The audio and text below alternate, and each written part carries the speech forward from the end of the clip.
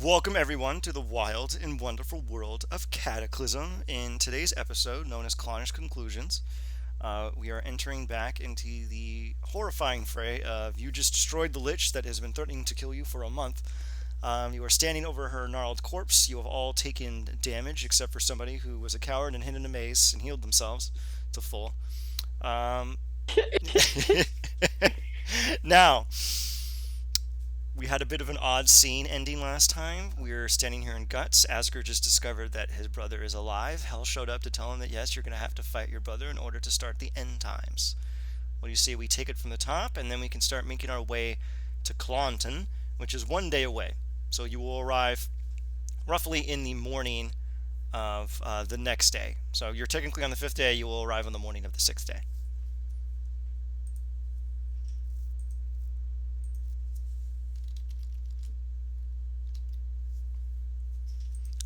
Are we there? Can everyone hear me? Yes. All right then. So do we? How do we want to close out the scene here? Asger, you just discovered your brother's alive. I mean, we already did all that. We did like the everyone coming around Asgard and talking to him and stuff like that at the end of the last session.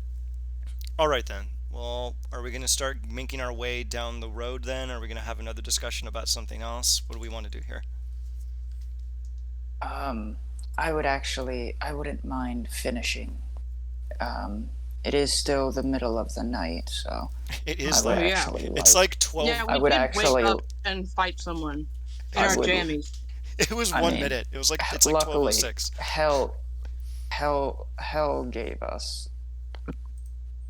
Hell gave us the benefits as if we did sleep through the night, but I would still like to travel during the daytime. Then sleep.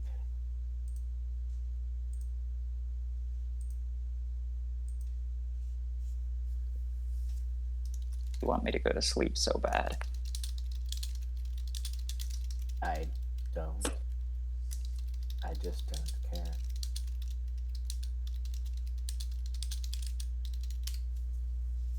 If you want to travel in the morning, then we'll travel in the morning, unless someone else has something that they want to argue.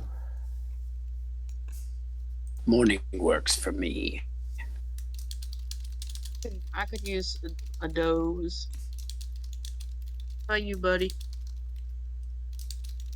Eyes are just drooping. He's really tired. Here. Let's get some sleep. Punike is gonna crawl into the flaming hole that is where the meteor landed and just kind of curl up and use the fire. She like pulls the fire up and over her like a blanket and like falls asleep.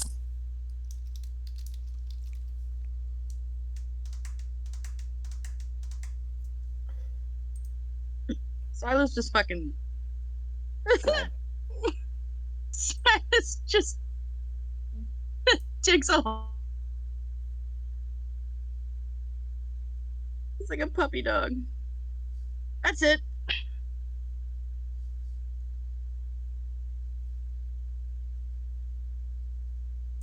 Well, if all of you want to sleep, I guess I'll take watch. Since the mistress gave us the benefits, I'm not exactly tired. And Asger bolts into the sky, 90 feet straight up.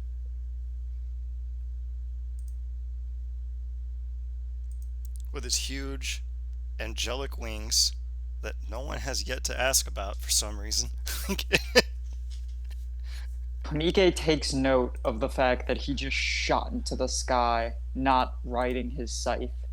Yep, scythe's still on his back. One wing is, I described it before, but one wing is pure white, angelic. The other wing, his left wing is pure white. His right wing is all black, like raven-looking feathers. And if you look very, very closely, one of his eyes is now gold. His right eye is now gold, and his left eye is now almost pitch black.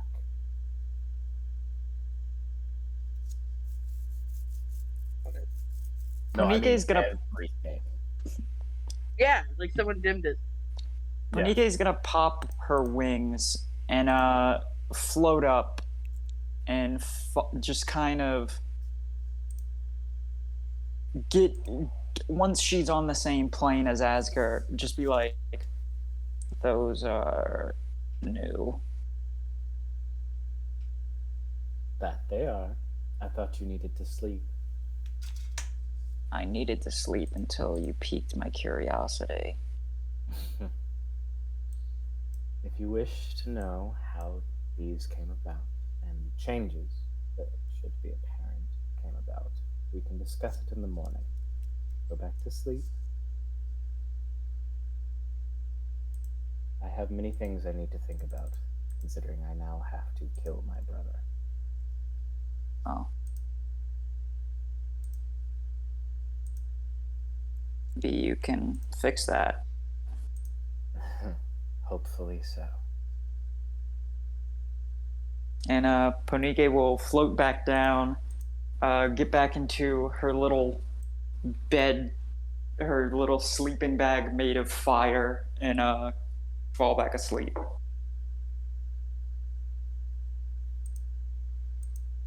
What is everyone doing while we... Are we... Nebulshoy, Buddy, Milo, are we going to be going bye-bye, taking a little napsy? Yeah. Milo's gonna do a little hero's feast first, Okay. so Here... we can have the next day with wisdom advantage. Alright, perfect. Here, give me 1 second. The internet... Alright, Milo, so you're going to do a little hero's feast?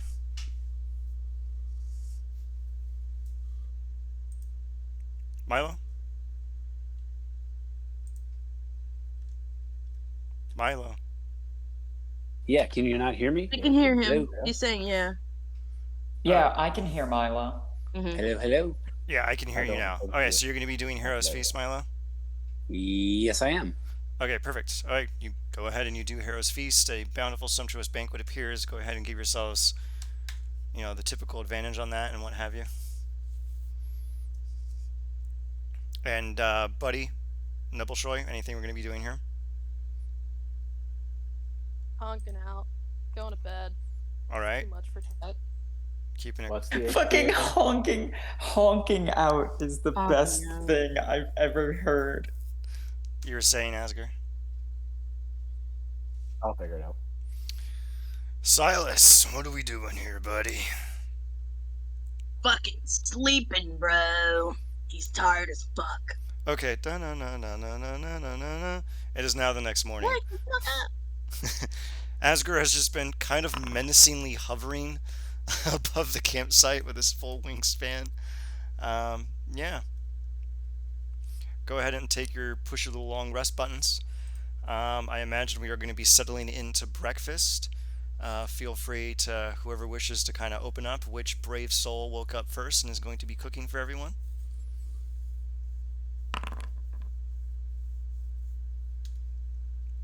Oh, you know Ponike is cooking breakfast. Since other people are doing things, Asger's doing a perimeter check and flying like all the way around this area. Suddenly around the crest of a hill are 32 Draco Liches. Okay. You spot... Riding upon there. Each one has a roller skate made of a Trask. As you round around the perimeter, there's an eerie, deathly silence around the place. There's nothing of note. It's quiet. What would you like to do, Asger? I'm just gonna wait until breakfast is ready. Okay. Punike, what are you cooking, and are you going to wake everyone up to eat it? She's just cooking up, you know, some, you know, yet again, she's doing what she always does and breaking apart rations and trying to reconstitute them and rearrange them into some semblance of edibility. Yeah, and then once she's just kind of like chopping vegetables and humming. All right. I imagine everyone gets up and kind of makes her way to what I assume is a makeshift table. Perhaps Asgard lifts up the meteor and just digs it into the ground in order to make a crude table, and then punches off blocks of it to make chairs, maybe? I mean, that is in character. Okay, so Asgard, go ahead and describe how you make the table and chairs, Asgard. So, as everyone else is kind of slowly getting ready and like waking up, Asgard swoops down, picks up the meteor as he's still flying, flies up, drops it, goes underneath it, and then like punches up through it. And all of a sudden, like pieces fall off, and he takes the biggest piece and slams it into the ground, turns that into a table, and then he takes the smaller pieces and slowly starts punching them into small little stools for everyone to sit around the table, and then slams them into the ground.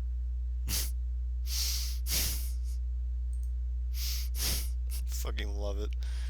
Are you going to start telling people to gather around and hear the tall tale of how you became what you are at present? Maybe give They it just... have to broach that subject. Everyone is just way too chill. Asgard. So Punike starts like setting out like plates because she has cook's utensils, so she has like a bunch of plates and pots and pans. So she starts setting out plates and serving what's like it's so it's this dish where you take this tomato sauce and you put these eggs in it and then you like bake it, but she doesn't have eggs, so it's just Ooh. like this tomato spice sauce with just like mushrooms in it instead of eggs. It's called shakshuka. Shakshuka, Thank you. that's That's what it is. is. Shakshuka. I make it. I was all like, the time. Baba Ganoush? Thank you, I Steven. love shakshuka. Yeah, it's Shakshuka makes me shakshuka, shake. but instead of eggs, it's these like big portobello mushrooms. Mm. And she's like serving everyone like scoops, and as everyone is like gather around the table, she's gonna make direct eye contact with Asgard and go, "Well, it's morning."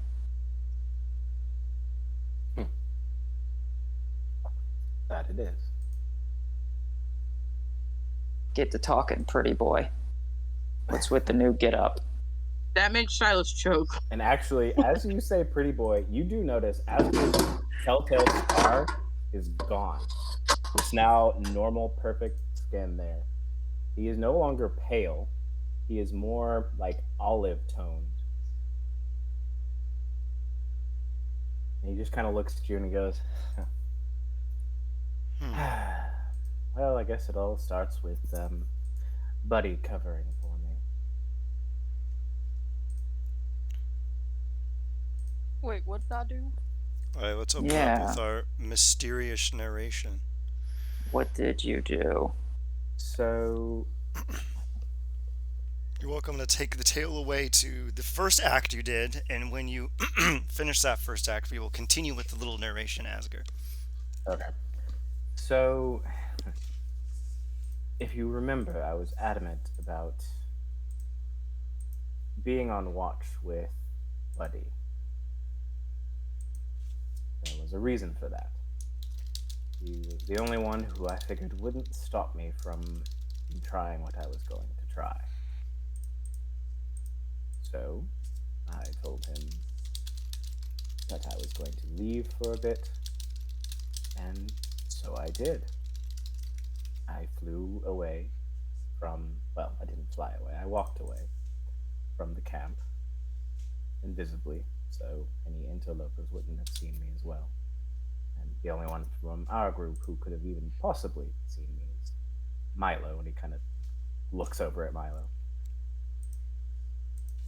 So, I walked away, and you might notice that I don't have a particular thing that I was holding on my waist previously. Oh, quick thing. Can everyone give me a perception check? Me too? Yeah, literally everyone.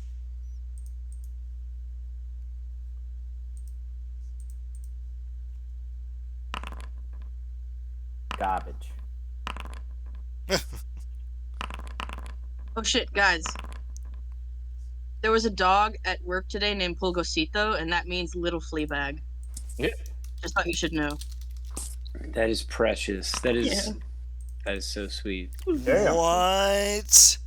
My buddy wins. Okay, buddy. Damn, buddy. You notice a Oh, buddy hit the DC. Buddy hit the exact DC. Damn, so did Neville's toy. Oh, Oh, nice. was Hell stealth. yeah. Look it up. Oh. Buddy, you see something Okay. emerging from the woods. Neville Shoy, do you want to describe to Buddy what they see? And they alone. Oh, that was this. Okay. Yep. Yeah, buddy, you just hear this rustle, this familiar rustle that you've heard time and again. You've been around Neville Shoy a bit longer than Downstairs. the rest of these guys, so you know what it's like. It's in the when back of the office. the on the- smallest Just and walk the to the office quietest until you and see the a little alcove and go sneakiest left. of one of your folk, of one of the refugees is approaching you, and you just sort of look back and you just or glance back and you see this this shadow that you've gotten used to seeing time and again, and you see his eyes, you see Nebelshoy's eyes just grow wide as though he's both so happy to see that they're alive, but then his face sort of fall as though, oh crap, now I feel really guilty. You just see this sort of look of relief and shame on his face as he's still in a nearby outcropping. I'm gonna look at you and then start snapping my fingers to get everybody's attention and just point. Whoa, there he is. Found our missing friend. I'm gonna start in Clonnish, just above my head, start signing come over here. Not, it's not in a mean way, but he is signing to you. Yeah. Just sort of a resigned shrug and the rustle from the bushes. So, I take it, what you guys were fighting went well, and he just sort of stares down at the crater. Oh. Well, we're not dead. Huh. Well, Thank you. fate me all kinds of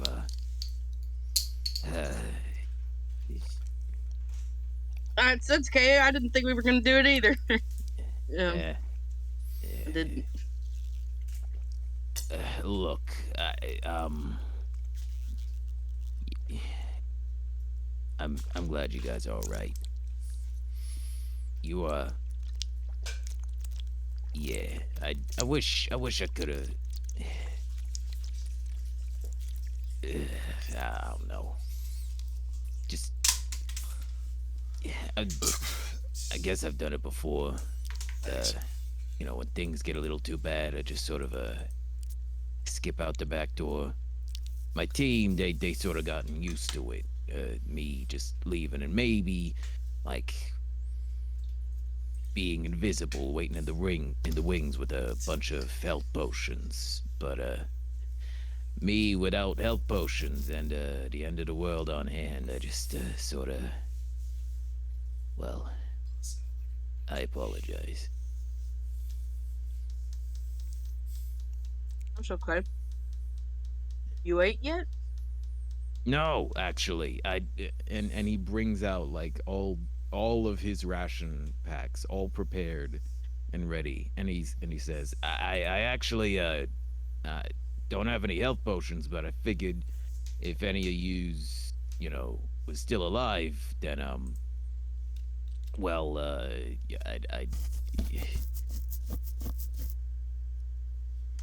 maybe I could shove something down your throats and give you some good old-fashioned MREs, and maybe that'll get you back up on your feet after the fight. But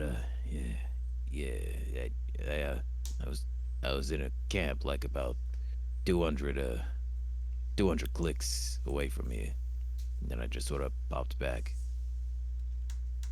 Just expecting bodies.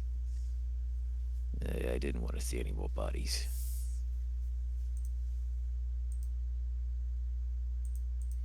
Well,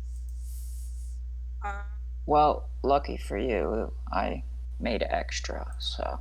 And she'll grab another plate out of her kit, set it on the table, and put a Neville Shoy-sized scoop on it. Not the scoop is not the size of you; it is in proportion In to you.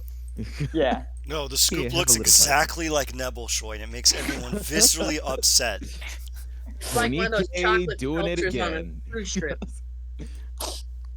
Oh my gosh.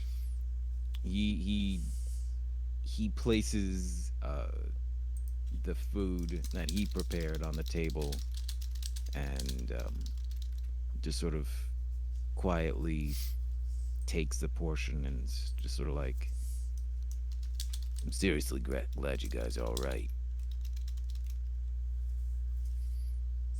I don't know what you met out there, but well, it's the end of the world, you know. Things can't get any worse until it does. I'm glad you guys, Yeah. yeah, I'm glad you guys withstood. Not many can these days. Just sort of sits down. Asger, you doing all right? You look a little different. Quite different. Yeah. Oh, you haven't finished telling us what happened. Oh yeah. You were telling us about why you look like that. Double short, come sit by me. Just sort of pitter patters over, cross legs. Silas smiles down at him. All right, I'm ready. Take it Go on. away, Asger. Right. Well, before the good news that you're still alive happened, I walked away from everyone last night before before shit hit the fan. And as I was saying, there's something on my person that is well, changed forms. Not just myself, but another thing that I used to have with me. And Asger pulls out his scythe and puts it on the table. And you all look at it, and it is no longer bone and sinew like it has been. It is now like this weirdly swirled mix of an extremely strong version of gold and obsidian, like swirled and mixed throughout the blade, throughout the entirety of the handle. And he sets it down. And perfect, thank you. And he sets it down, and one of you is largely uneasy compared to when he would normally pull his scythe out. Probably Milo. Yup. Oh boy.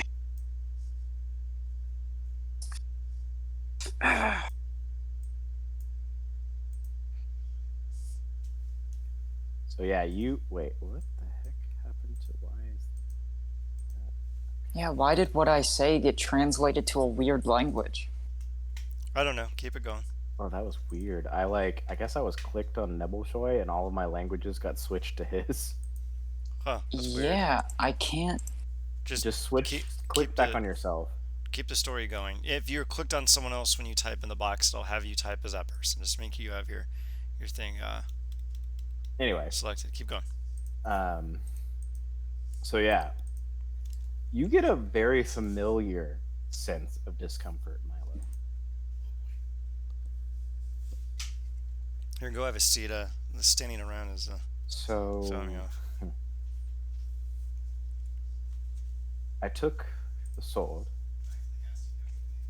and I went to heaven, so to speak. Sounds horrible. It was interesting, to say the least. I called the portal forth, and I went, and I had counsel with the angels.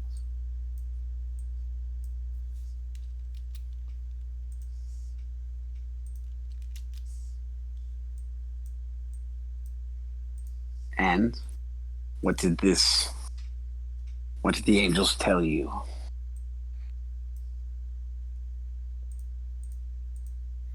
Right. Are we gonna, hold on, sorry. We're gonna role play it out, yeah. Okay, cool. So, actually, as Asger kind of put the scythe out, and as you asked this question, all of a sudden, all of your visions go blank, and then you're brought here, and you all begin to see exactly what happened. Asger walks through the beautiful undulating winds, the faint sunlight of Sarania, and then appearing before you in a shimmering haze, there appears an angel. It's not biblical. Sad. You know what? You can make your own tokens, buddy. Huh? So anyway, greetings and salutations. I see that you have come here to petition us. What is your query?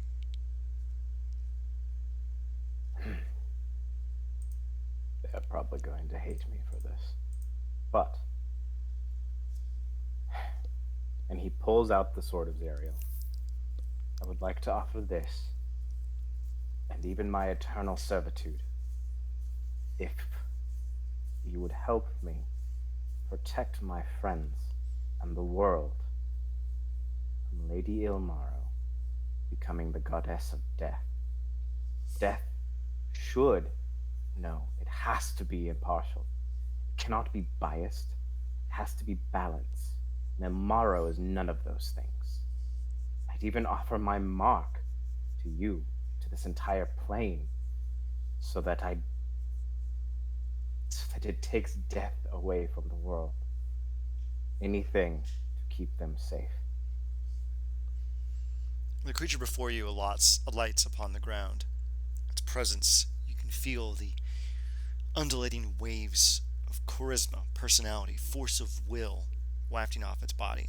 It puts a single hand upon your shoulder. You look up to it, and it stoops down to kind of meet your gaze. We cannot render aid, for your premise is not accurate, and we will deny this request at present. Asger looks utterly dumbfounded. My premise? What do you mean? You state that Lady Ilmara wishes to become the goddess of death, but that is not her aim. I do not understand. That is what I was told. You were given information that was found at a time before they knew exactly what she was doing.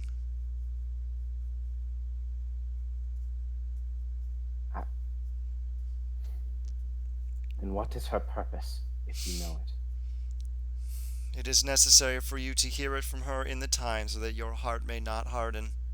I can tell you no more.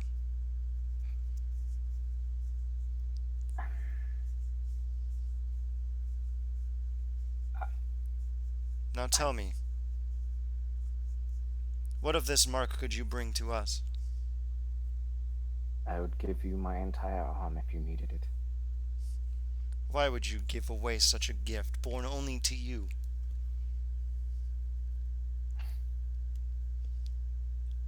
I no longer wish to only be a dealer of death. I wish to have a more benevolent purpose, balanced purpose. I have only dealt death. And I have seen beings ripped away from the world without purpose and way before their times. And I wish to figure out a way to stop this, to mitigate it, and to be true balance and not just death anymore. Do you not believe that you are already on such a path?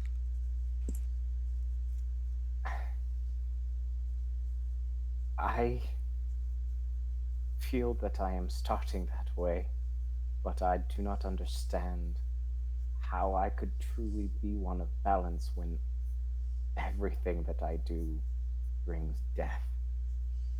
The creature moves its hand from your shoulder onto your mark, and you feel not a sting, but just the most mild of sensations, just the sheer sensation of touch. Your mark does not bring death. It is a means of managing it. You render hospice. You give catharsis.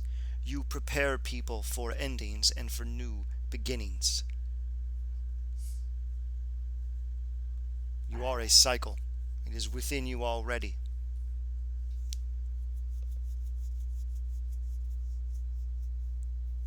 I do not wish for her to have my body and to kill my friend. What gives you the belief that you cannot slay her as she is now? Years of battle experience. She is a creature of infinite intelligence that I do not understand. I just wish to be prepared. I do not want to lose any more of my friends. You shall see in due time that she has more than simply wits. She has other things that pulled upon her mind. Our intervention is not necessary. You already have your divine mandate within the confines of her ladyship. You are strong enough to resist any advances upon you by her. Simply honor your truths. You have been given gifts sufficient to survive the day and night. Tonight. You are clever.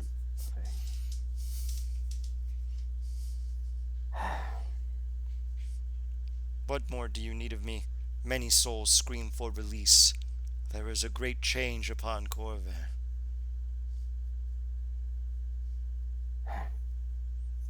I used the blade to get here, and I would need it to get out, but it belongs here. It is a weapon of the plane of order.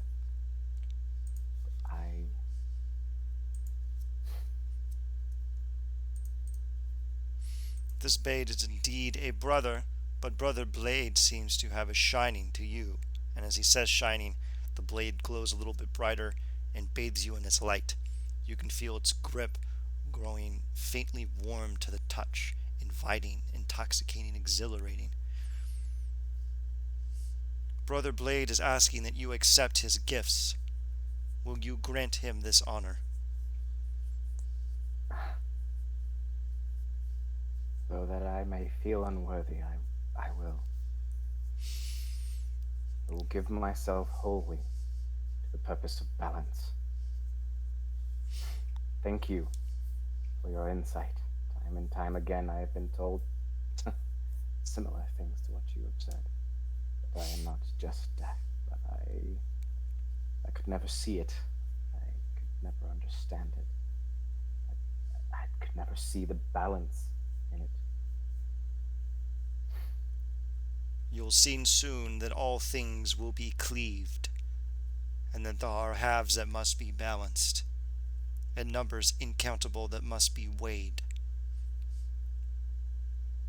I hope you enjoy your new self. And the creature fades away into the background, and you feel the blade grow a little bit brighter as your ASMR wings fall to the ground and wither away into dust as new wings grow upon your back. You're welcome to describe the transformation process. So, holding the blade in hand, he kind of holds it in front of himself, and it begins to float, leaves his hand of its own volition, and bathes Asger in a golden light, starting slowly from his feet and washing over him in a straight line all the way up to his head. And as it does, his skin changes. His musculature lengthens and looks more lithe, but still incredibly strong. His shoulders straighten from the years of working and fighting. He now has a straight posture again.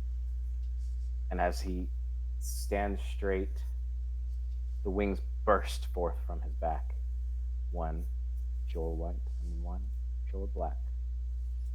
And as it goes over his head, his eyes change. And as the sword shows a reflection to himself, he realizes that everything is balanced. His left arm, that of the mark of death, has the wing of pure white to balance it out, and the eye on that side is black to counterpart it. And then on the right, the wing is pure black to balance out his good side. And then the eye is pure gold to offset the wing. And as the blade floats in front of him, it begins to dissipate into golden motes.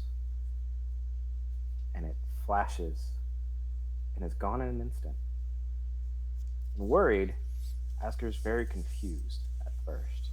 Then he feels its reassuring presence coming from within Threadsever.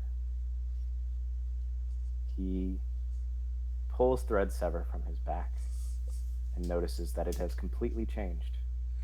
It is no longer just a weapon meant for destruction and death, but it now has a light to it that it never had before.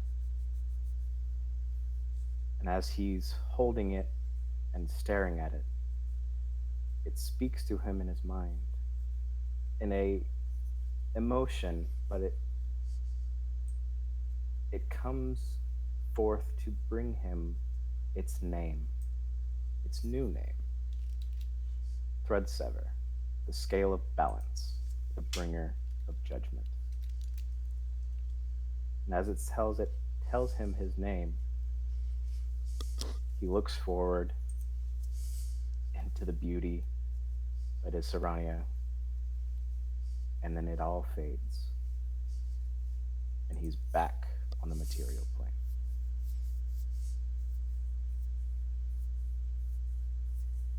And as he comes back to the material plane, all of you come back to the material plane. Your eyes pop up, come back to normal. We're all back in front of the table. And Asger says, "That is what happened. And then I came back knowing that she would attack at midnight. Well, at 12:01, whatever it might be. But knowing that, so I woke you all up. And the rest you all know."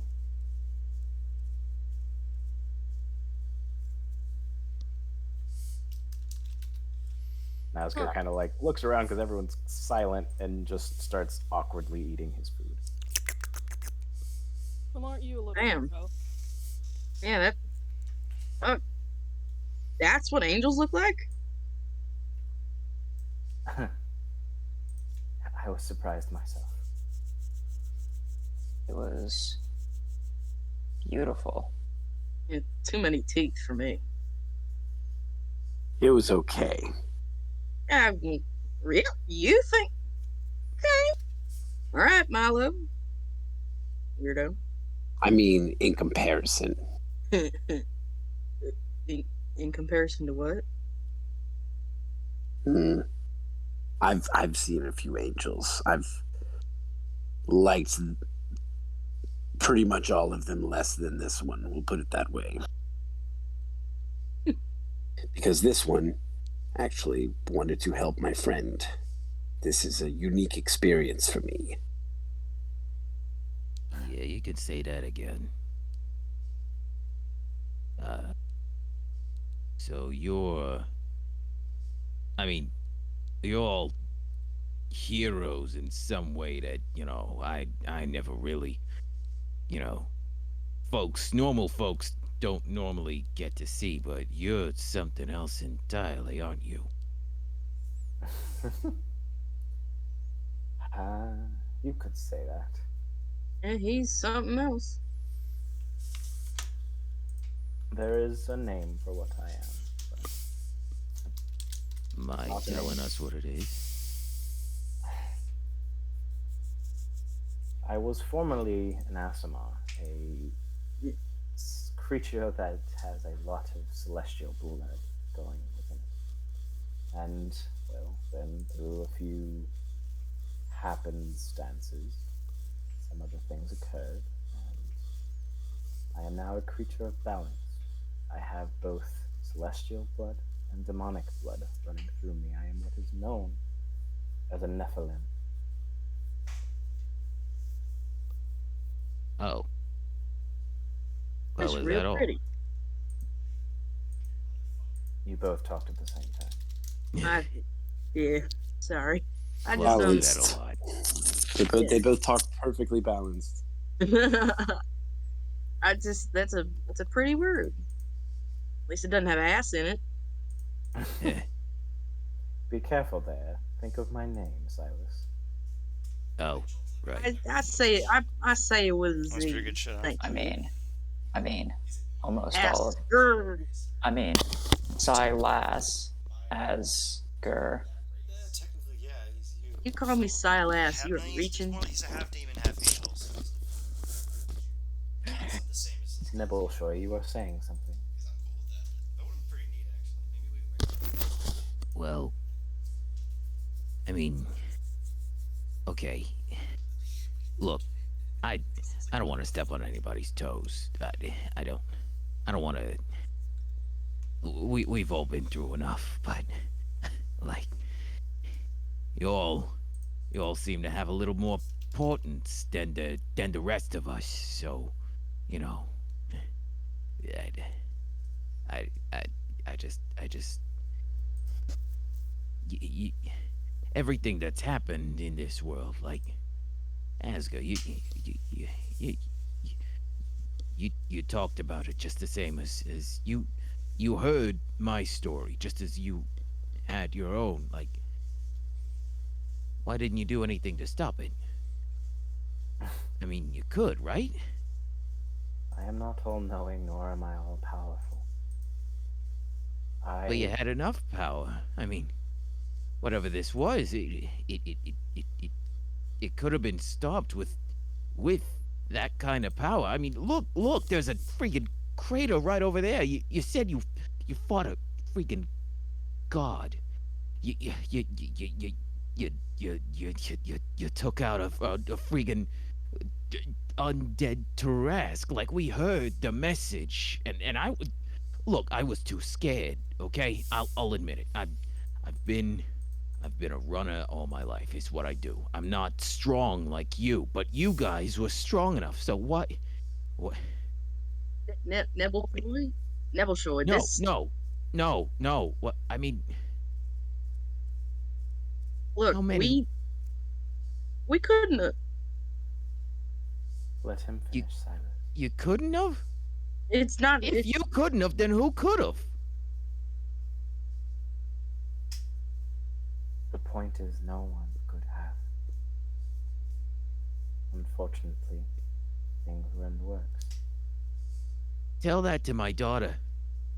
Tell that to the millions of piles of dust out there. You Tell think that to I the don't people you've understand lost. that? I am literally a servant of the goddess of death. You think I don't understand the weight, the millions of souls that were lost in an instant. When you're right, if I had been able to stop it, had I been there, had I had the chance, maybe I could have. But the fact is, I couldn't. There was nothing any of us here could have done to stop it.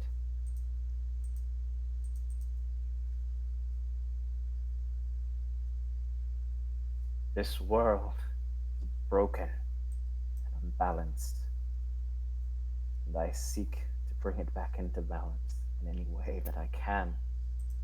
But I am not an all-powerful God. I am strong, yes, but I am not all-powerful. And I do not understand the arcane as well as my friends here do. And there has been so much magic and change in this world. I fight things physically.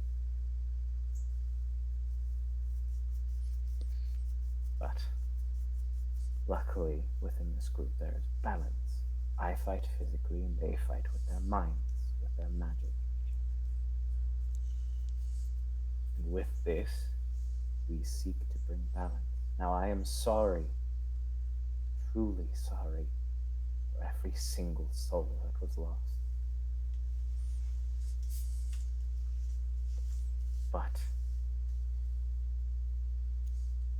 all we can do now is walk forward with the intention to bring about change, the intention to make things better than they are and than they have been in the past.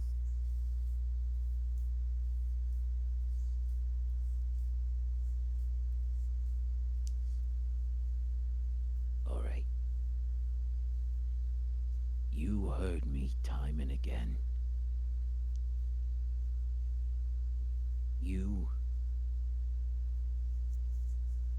You heard what little of a wish I could have possibly given. And you see him walk right up to you, resolute, the most grim you've ever seen this small person be. And if ever this small person could appear as a giant to any of you, he's doing so now. You heard my wish. You heard what I wanted to do. To make things right, to bring balance. Somebody out there caused the end of the world. And they're still standing, and everybody else is dead.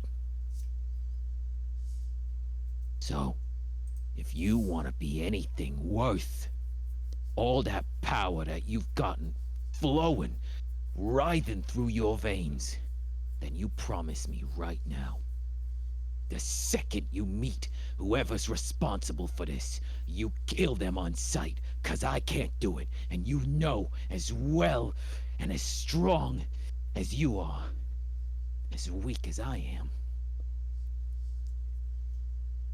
As weak as I am, I wish I had the strength to do what you could.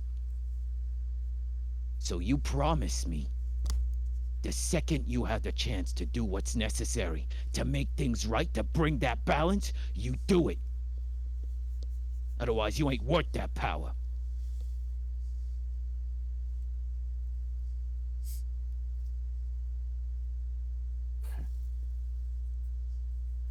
Asger reaches down with his right hand. I promise you, when I find a way to bring the balance you seek, I will do so.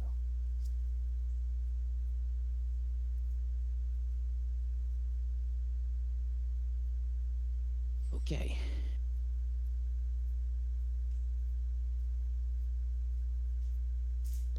Okay. Just sort of stumbles away. Just sort of, in many ways, just weakened in shame and in sadness, both at who he's lost and who he couldn't defend. And the time they needed him, looking at the crater, looking down at the feather in his hand, and he just wanders off and waits for you all to get started. He's not going to say anything else to anyone until they get started. Puts his plate down and moves to the edge of the map, goes behind some bushes and vomits. Thought he's gonna go follow Nibbleshore, but he's not gonna say anything either. Can Ponike see what kind of feather you're holding? Yep. It's a brownish feather. It looks like it may have been a blackbird or Oh, maybe okay. a raven. Yeah, it's not one of yours. Oh, It's okay. not one Good, of good. yours. I was like, No. oh shit. Does he They're all also in have a on it. Does he also have a beef with me? Like, I'm over here scrubbing pots and I just see a feather in his hand and I'm like,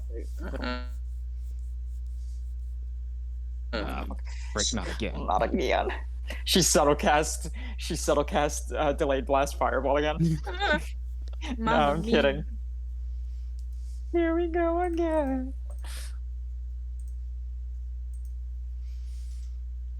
Shall we continue on our way towards Clonton? Yeah. Yes.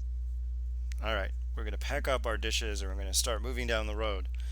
And then, ahead of you in the distance, you see a shimmering warble, a break in reality. Yes, it's bubble time too. You reach the other side of Sire. Let me open up the map. You know how this works. Where is Blightbog? Am I an idiot? Ah, here we go.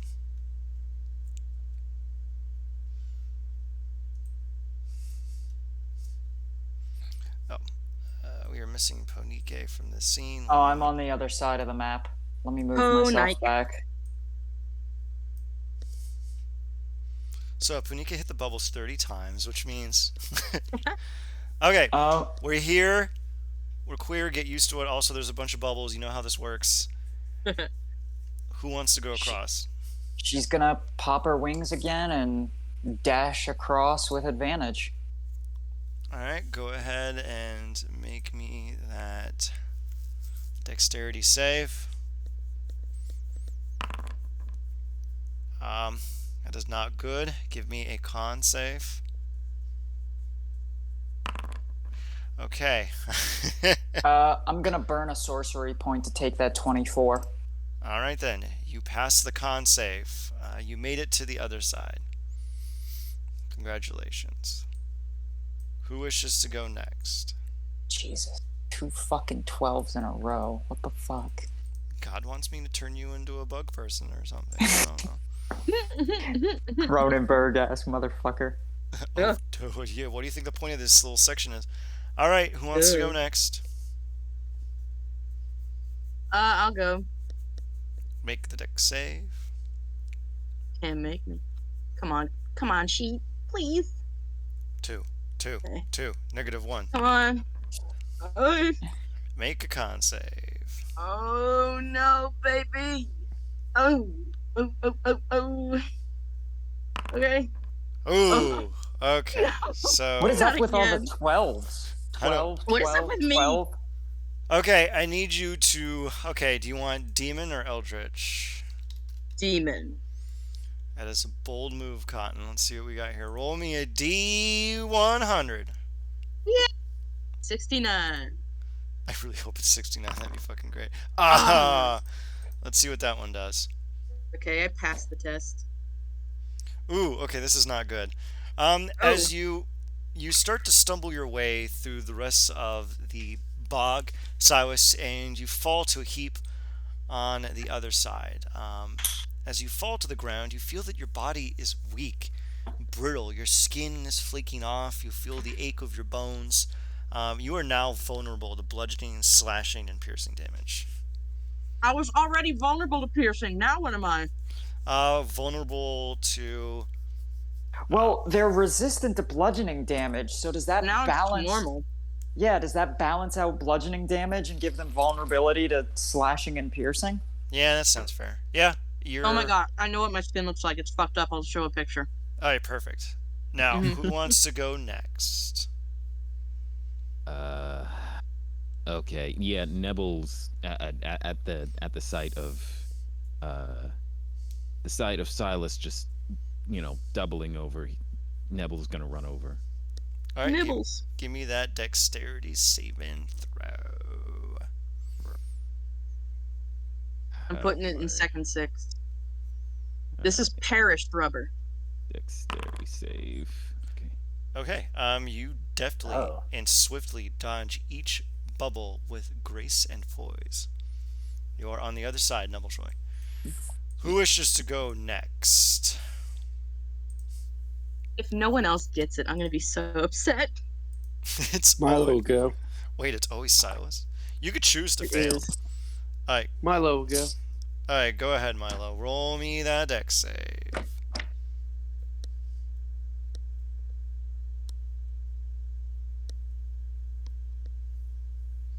Come on, that one. Come on, that one.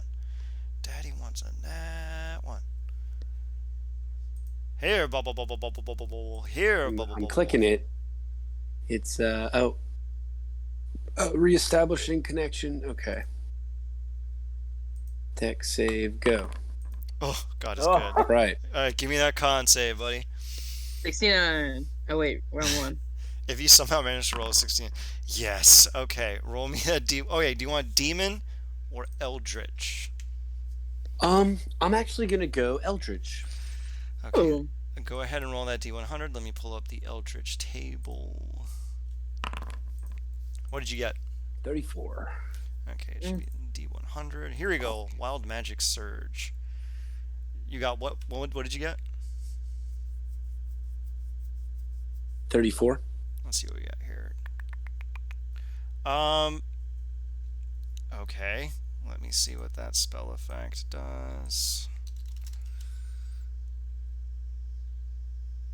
Roll a d4.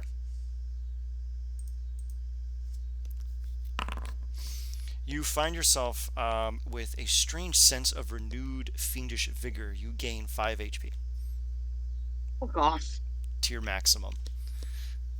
And Milo is on the Roll. other side. Okay, Buddy and Hasker, what do we want to do here?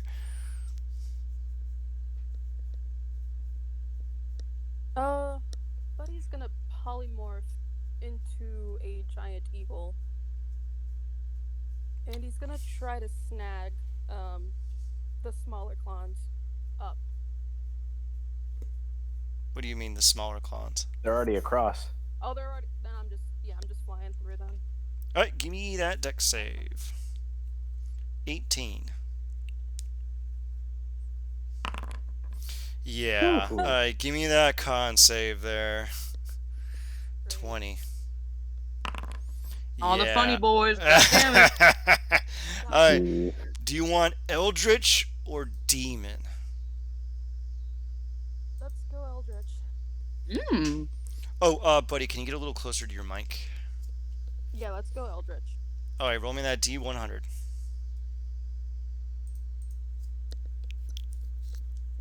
Oh,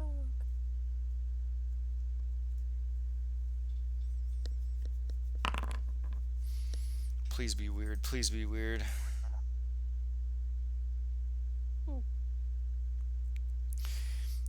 Buddy, you make it to the other side, and you suddenly feel an eerie cold settle over your body, almost like the innermost furrows of your being have been chilled to the core. You can't seem to shake this feeling of cold. Your skin starts to cool. You start to get a little bit of frostbite. For the next hour, you have disadvantage on concentration for spells. So whenever you make a concentration check, it is a disadvantage. All right, Asger. okay. Asker's just gonna dash his way across, flying. I see them though, right? So this is a thing I can use danger sense for. You see the bubble, yeah. Sweet, cool. So it's Two nat ones, two nat ones, two nat ones, two nat ones. Come on. Come Oh, on. I nat mean- 20. Damn, I mean, the other night, Gabe rolled a nat 1 and a nat 2 with advantage on an attack, so it is possible. No, it's a God, Oh, do you I, remember when he was being all smug and he Oh rolled my 2 God. nat? Whoa! Woo! I rolled a Thank I you rolled for a double. advantage. I rolled a double nat 1 last time. I played a different session. Mm, Well, Asger, you definitely make your way across and narrowly avoid the bubbles. You trip, but your tripping causes you to miss several of the bubbles, and you quickly right yourself and screech forward. Okay, we're all on the other side. What would we like to do here? cry. Wow.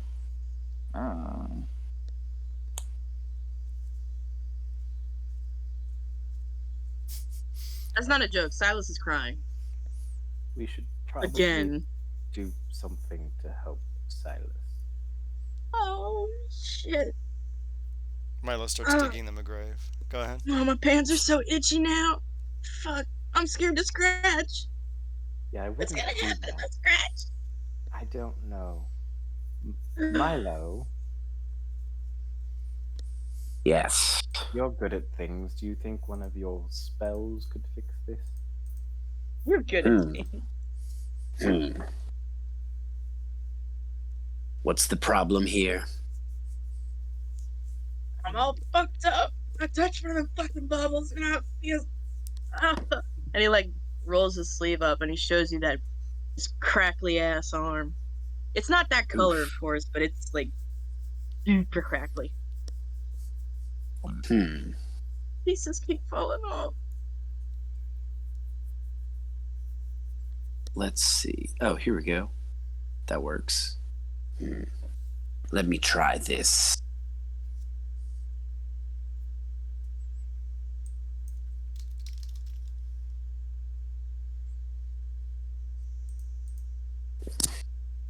Marlo cast Greater Restoration. Why don't you describe how you restore something with your fiendish god powers, Milo? Oh, okay. Yeah, so Milo walks up to Silas and kind of like pulls. Silas, are you wearing like a jacket? Are you are you wearing something over your like bare arm? My shirt. The Milo only thing rips. he wears beyond his shirt is his little rat capelet made of real rats. Oh, Got Jesus it. Christ. Milo walks up and just like calmly just like rips the shirt sleeve off. Sorry. Oh. And then he grabs your arm and he's focusing on it and he's like running his claws kind of down it. And then from his hands emits this kind of black.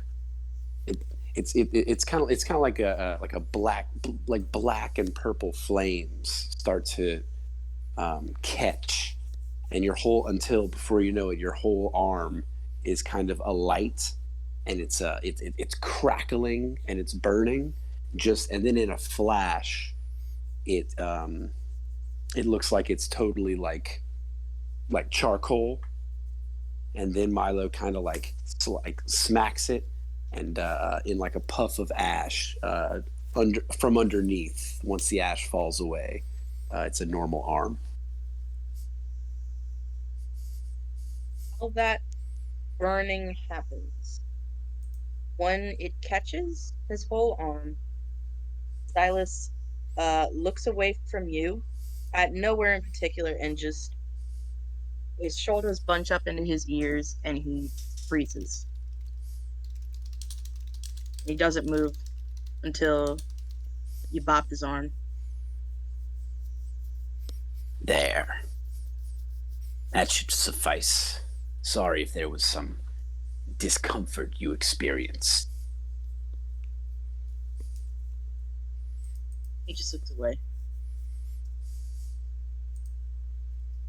You have an interesting way of healing others, Milo. Yes, I had to adapt when I came to a position where I needed to heal at all. For many, many years, I did not use my magic to restore anything. That seems about right. Anything else anyone else wishes to say? Silence seems pretty shook up about their experience.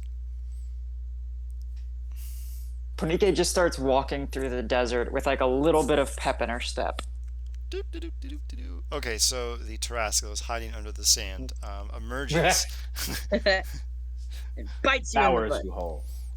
You move through the desert, and eventually the desert starts to turn into forest. Several hours of marching, and eventually in the distance you see a kind of clearing and a tower that is toppled over. Are we going to investigate the tower?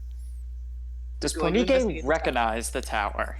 Roll a history. Roll a d100. Pick a range of 25 numbers. 45 to 70. All right, go. You do not. Damn. You can see through the clearing that there are several warforged inside the tower, and large warforged colossi, actually warforged titans on the exterior. Do you approach? Are they animated? Roll perception.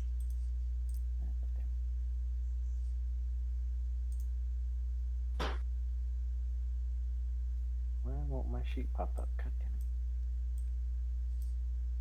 it. There we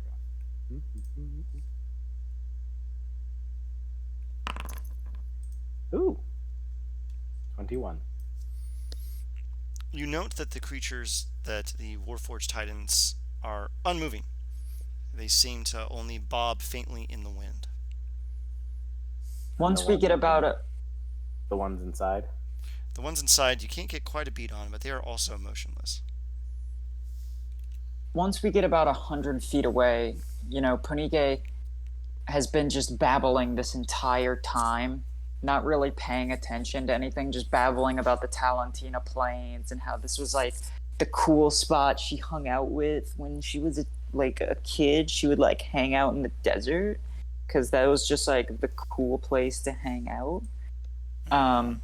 But once we get about 100 feet away from the Warforge, she'll just, since she can subtle cast it for free, she'll just flick a firebolt at one of the titans. The What? firebolt screams through the air, deafening due to the stillness of the environment. Smacks right into the warforged titan, and the creature tips over with a large thud and blows up a plume of dust. Nothing else moves. Huh. I guess they're dead. Well, Yeah. let's go see what this is all about. You are free to move about the map and ask me what you would like to see on the map. Everything that is on the map is on the map. Two big ass robots. Asger's gonna check both of them for dragon crystals, dragon shards. Roll investigation. Biggie. Konike is gonna walk over to the one that fell over and just boom, boom, boom, boom, just knock on it. Nothing responds. What an echo. 20. You find a single crystal in the one that Ponike is not knocking on, but as you open up the other one, its crystal is missing. It's not the large kind that fuel a colossus, but it's definitely something of size that could perhaps be used to store a spell or something of that nature with enough tinkering. And into the bag it goes. Mhm. What would Do- anyone do- do? Yoink. Now, I- Silas, Milo, Buddy, Nebelshoy, what do we want to do here? Silas has been walking with the clowns. This does not want to be by Milo. I'm just Welcome to gonna the go around Fiendish the Health building. Service. Alright, tell me if you want to roll perception investigation. Just tell me what you want to look at, and I will tell you what is there. Yeah, let's investigate some of the perimeter of this place. Okay, roll investigation. Are you just going to be examining the exterior? Yeah. You make the astute observation that it is a tower. You could I- tell some. You could tell that it's some kind of military installation, but from the exterior you see nothing that's outwardly suspicious. Do you wish to go into the interior? Yes. Yeah. Uh, kind of quietly. Doesn't really want to disturb anything.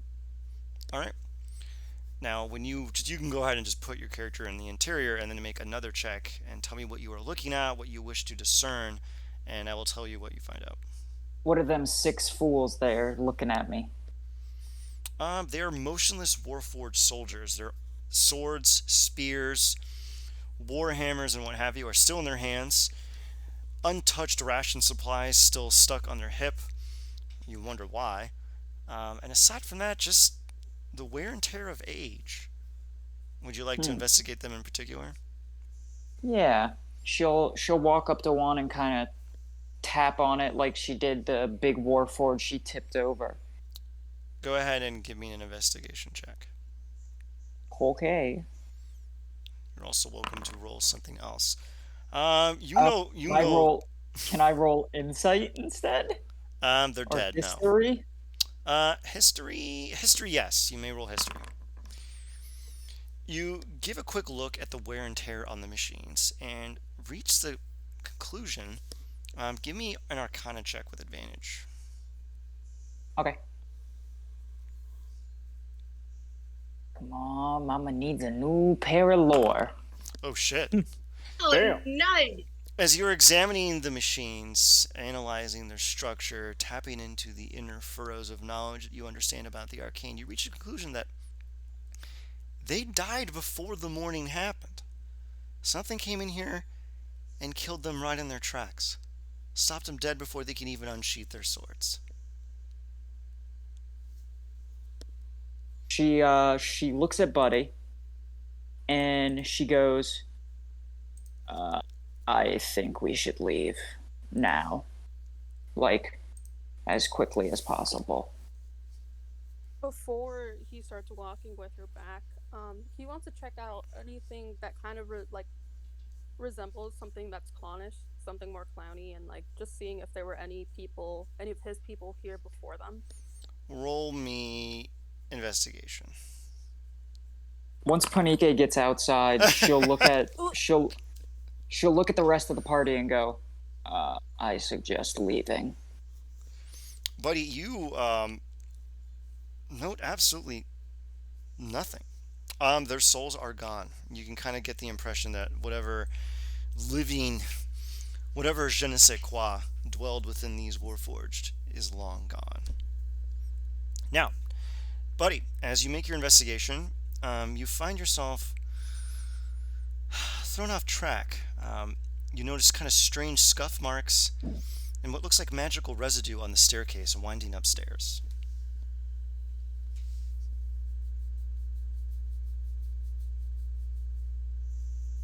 He hesitantly goes upstairs. All right, go ahead and plop yourself at the foot of the staircase on the top of the map. On the bottom one, I mean. Here, there we go. I can move you there if you want. You are in front of what you immediately ascertain is a portal. You also make the immediate conclusion that the portal is not working. There's strange writing on the exterior, but you can't make it out.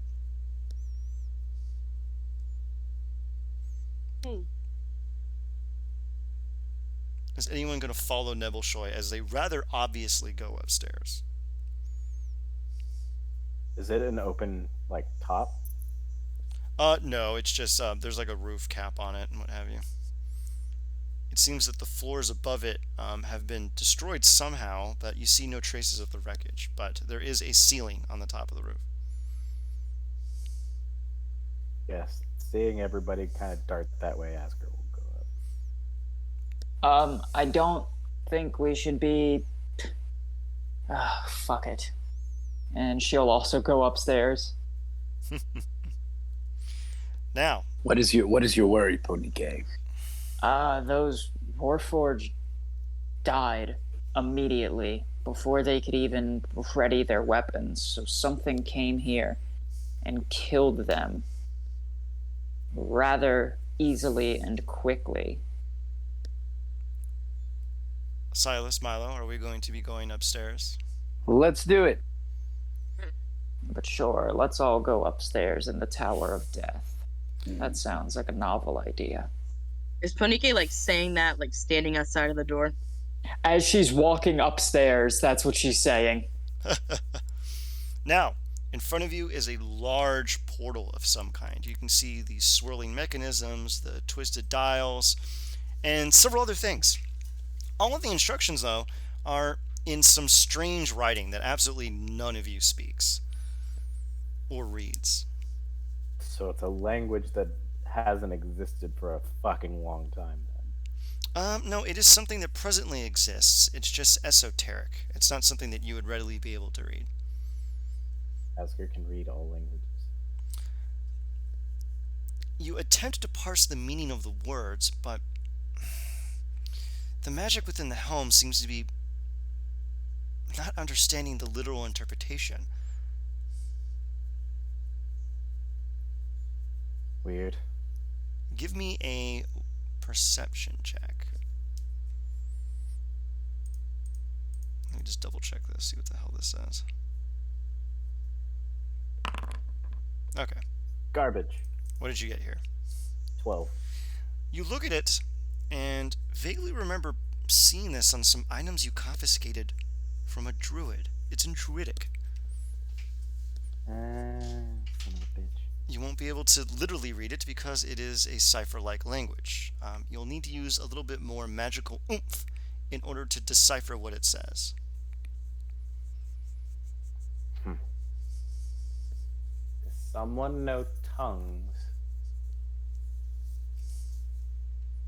Say it at me, I do. Hold on.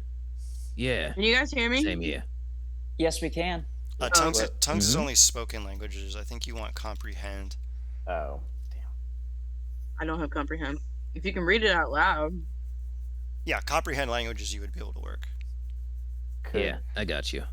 you have comprehend languages? Oh wait, no, I only got tongues. My bad. So if can I read it though, like to where it makes sense, like say it out loud? Since I can technically read it, I just don't understand it. And then if I say it out loud, they would understand it if they have tongues. That's how I am with Irish. I can read it, I just don't know what the fuck it says. You know what? I like that idea. Go ahead. All right, cool. Now, go ahead and cast tongues. Yes. Why don't you listen to what I'm about to say with that cast on yourself? Okay. Okay, you cast tongues, and before you cast tongues, you hear it's a bunch of fucking random gibberish. It sounds like Welsh or something. Whoa. and then you start hearing, and here upon the green and spire, where all wish to transpire, is the great portal to Lamania, where the beasts dwell, and the free live. Herein lies the way to Lamania. It is a portal to Lamania, but it is not functioning at present. Now, Asgard, the text you just read is on one side of it. You notice that there's like other stranger, smaller inscriptions all over it. There's quite a bit of stuff here. Like there's some on some of the dials, there's some on that ring. What would you like to read? I'm not going to read anything in its entirety. I'm going to read little bits and pieces of each different one to try and just get the gist of it. Because Asger knows enough at this point to never read a full inscription of anything. Hey, stop reading the Latin. Don't read the books in Latin. Now, Stop reading the Right. Necronomicon. Stop it. Stop it. you keep going around, and I need you to make another perception check. And actually, as a matter of fact, I guess you will go and dart from section to section, kind of randomly saying things. Silas, make a perception check. Mm-mm. So, Silas, not me. Huh? Yes, Silas. makes it, not me. Okay. Yeah, Silas has to interpret what the words mean. Oh, Ooh. yummy. Silas, Yummy in my tummy. there's a lot of weird stuff. It seems to be the binding sigil and what have you that mounts this to Lamania. you reach a conclusion that if you was to read it in its entirety, it would probably activate it. And it seems that this portal in particular was closed on purpose. Whatever seems to have killed these Warforged went back into Lamania, and someone came here and sealed the portal. You can make a note of one thing of interesting importance here. There's a kind of weird kind of word signature kind of on top of all the casting.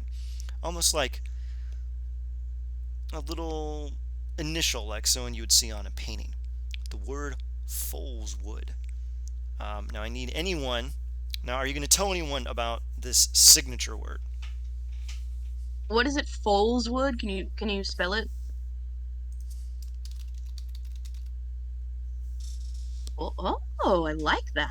Foleswood. I know that's That's really cool. That's a really good name. Fool's Wood. Good job, dude. Foleswood. All right. Full like yeah, I like it. Yes. Yeah, Silas will be like, don't say all that shit. Hang on. Wasn't. Yeah, I know. I like to say it out loud for myself. Peace of mind. Well, first he'll go up to Asger and he'll like get up to his ear and he's like, hey, okay, you know what the fuck Foleswood is?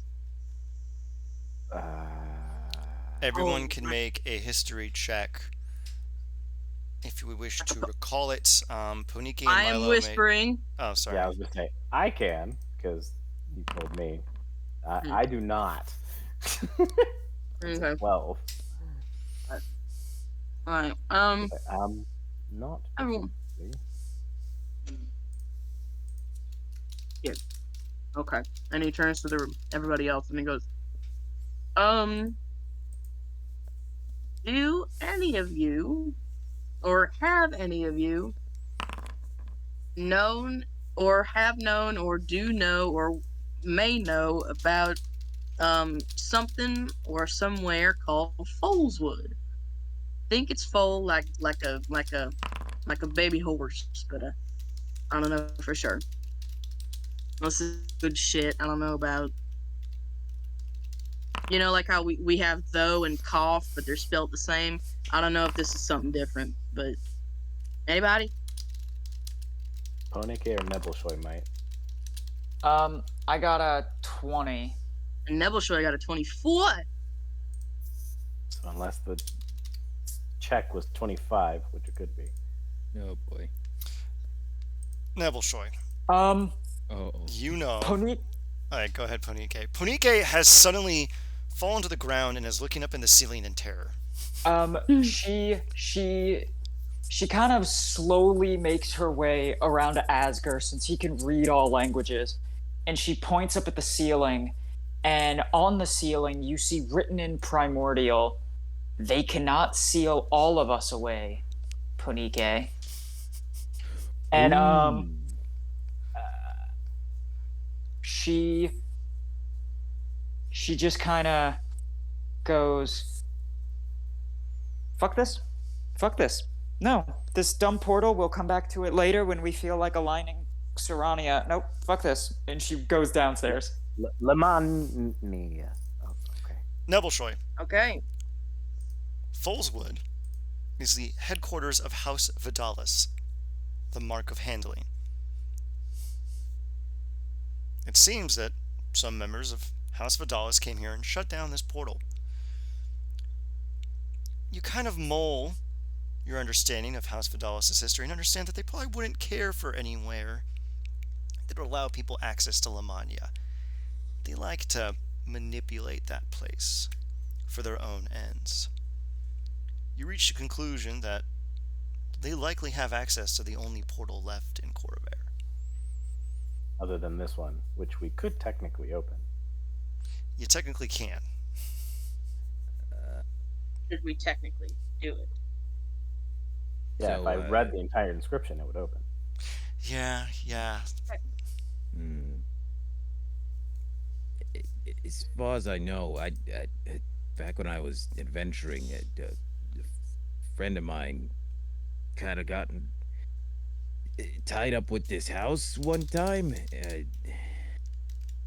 They're pretty rather they keep to themselves. They keep to their own ambitions. I know people like that.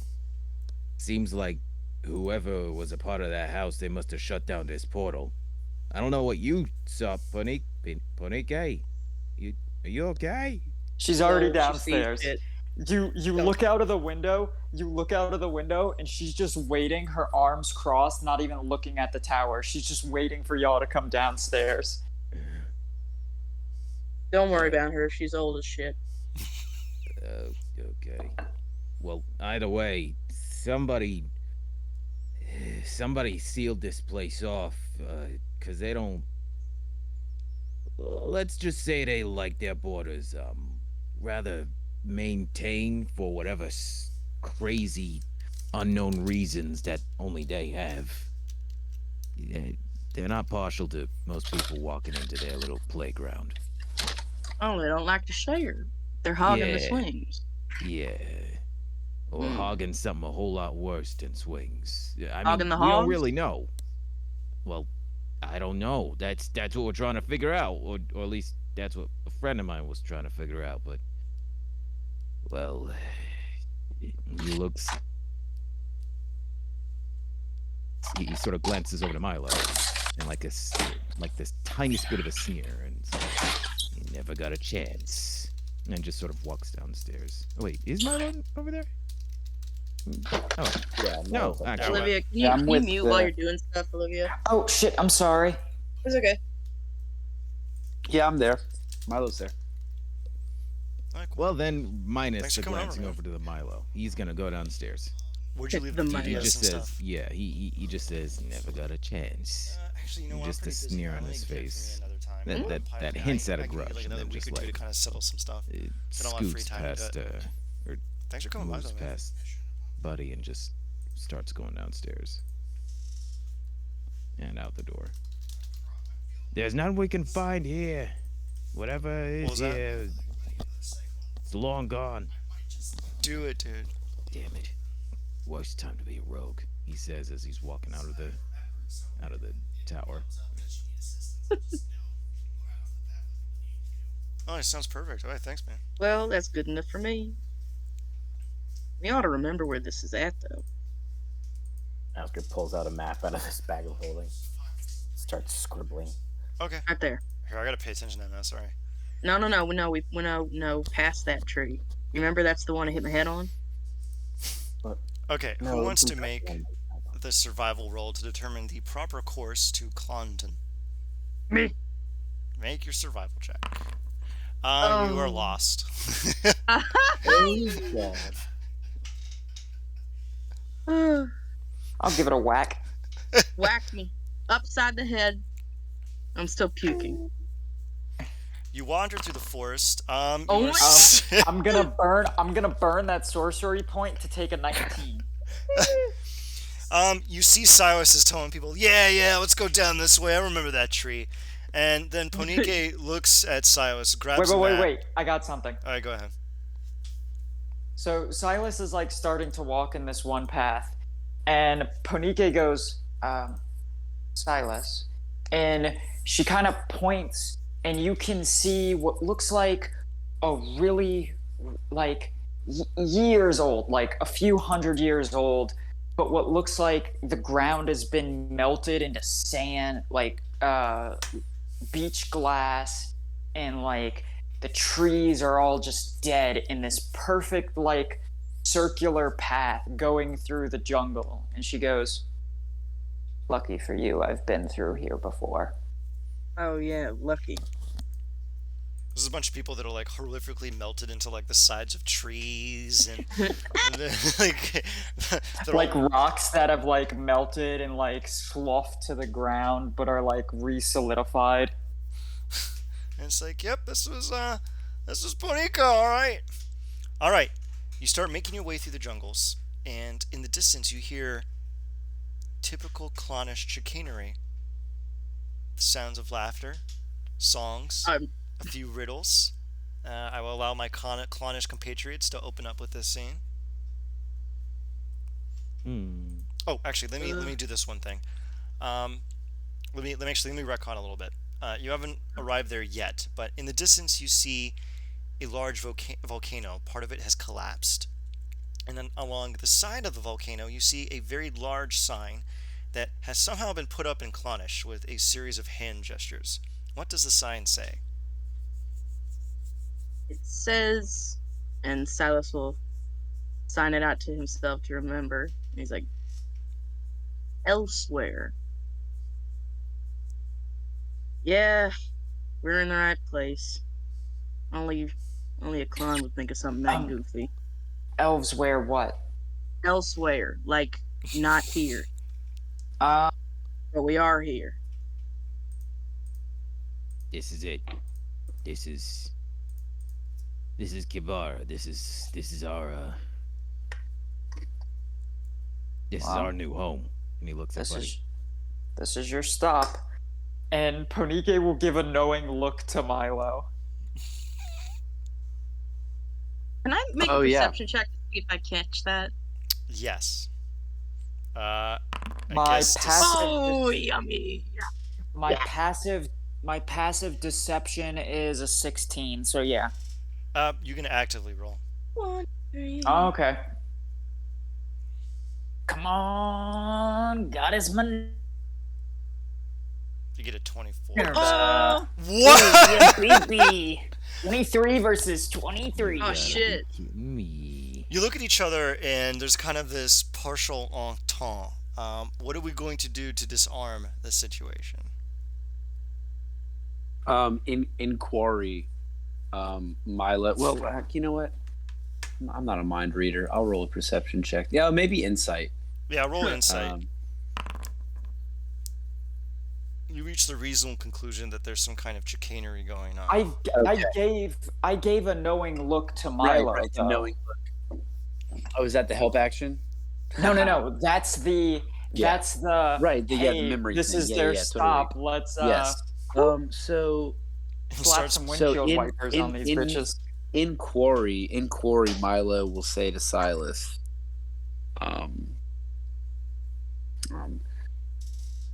Silas, it would behoove us that our new friends don't remember our adventures together. In Corey, he goes, make a good case.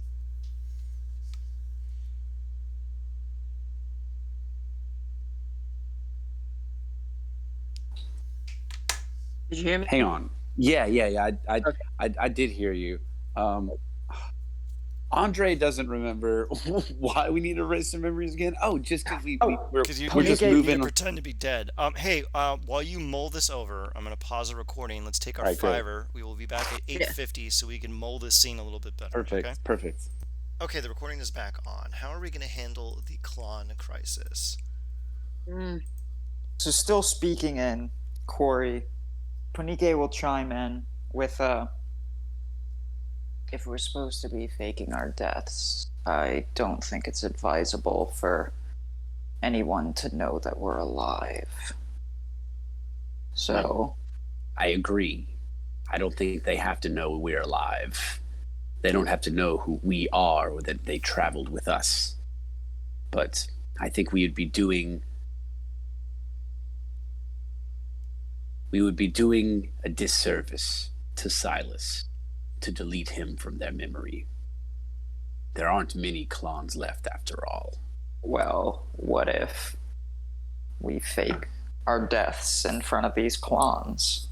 So that way they still get the adventure that they wanted, but as far as they know, we're dead. But then,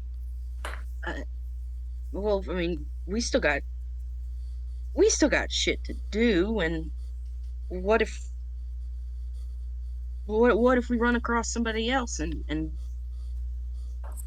if they ask, hey, do you know where everyone ended up? And we point Well, them.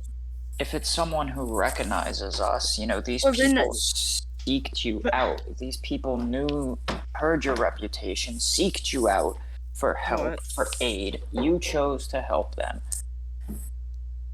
And I believe that that was a good thing to do for your people. However, you have to do the good thing for your people. Gesturing to, like, mentally gesturing to, like, me, Milo, and Asger. And either, you know, they can't know that we're all alive when we're supposed to be creating this fiction of our own deaths. Yes. I do think. Well, what if we just appeared in their minds as Silas's band of adventurers, just not the councilmen, not who we are, not what we are, but something else. They will always remember just a vague collection of soldiers and mercenaries. But in that case, then what's the point of us going on to do anything else if we're gonna have to do that for every motherfucker that we come across now? Not every motherfucker, just motherfuckers who recognize us. Just Well, it could be end up being a lot of motherfuckers that. people. Well, Silas, the alternative is to just kill people that we meet so that they do not remember us. Well, what? I think this is a equitable compromise. Why are we pretending to be dead again? Because we almost ended the world. Yeah, We who's to killed say? 8 million people, Silas. And when- who's to when- say it was us? Who's to say it wasn't? Who else was at? Who else was Me? at There- fucking ground zero? Who There else is knows? survived? Enough. Who knows that we were Enough. there? Enough. No. No Who one knows we were there? Silas is right. No one knows that we did it.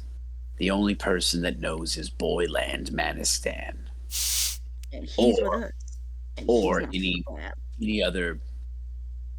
any other entities unsavory and powerful enough to scry on us.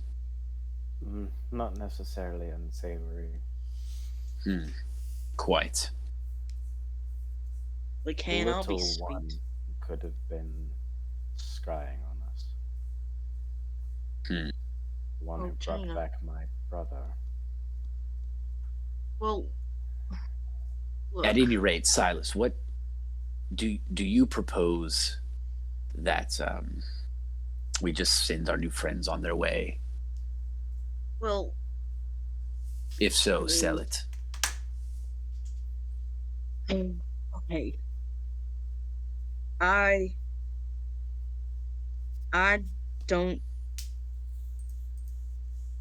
I don't want to make him forget.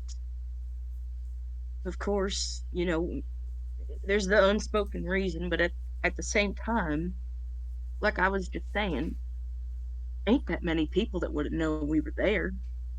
And I'm sure a lot of the ones that might have are probably dead and dust.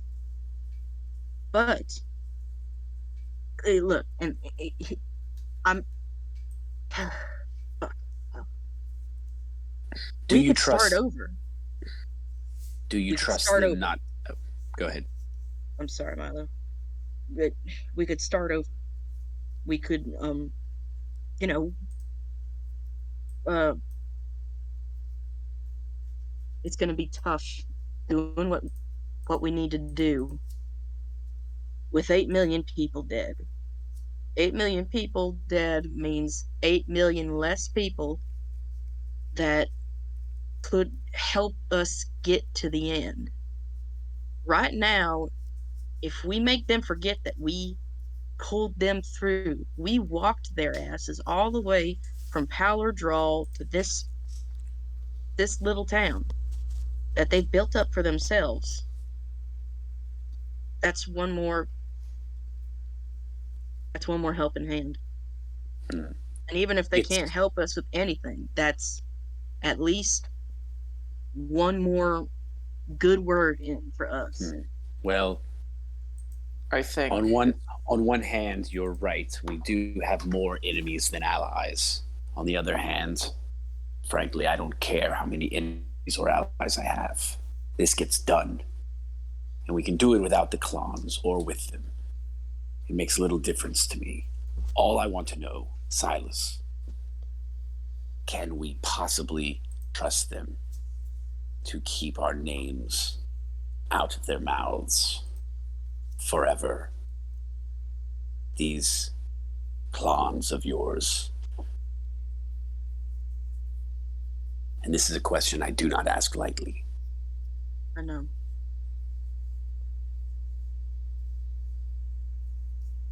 I let me try. Let me try, and so. I can't just leave them by a big goddamn volcano. I gotta make sure everyone is situated and fed, and We'll then give if let me finish, Panike. This isn't your ass, all right? You did the sisters.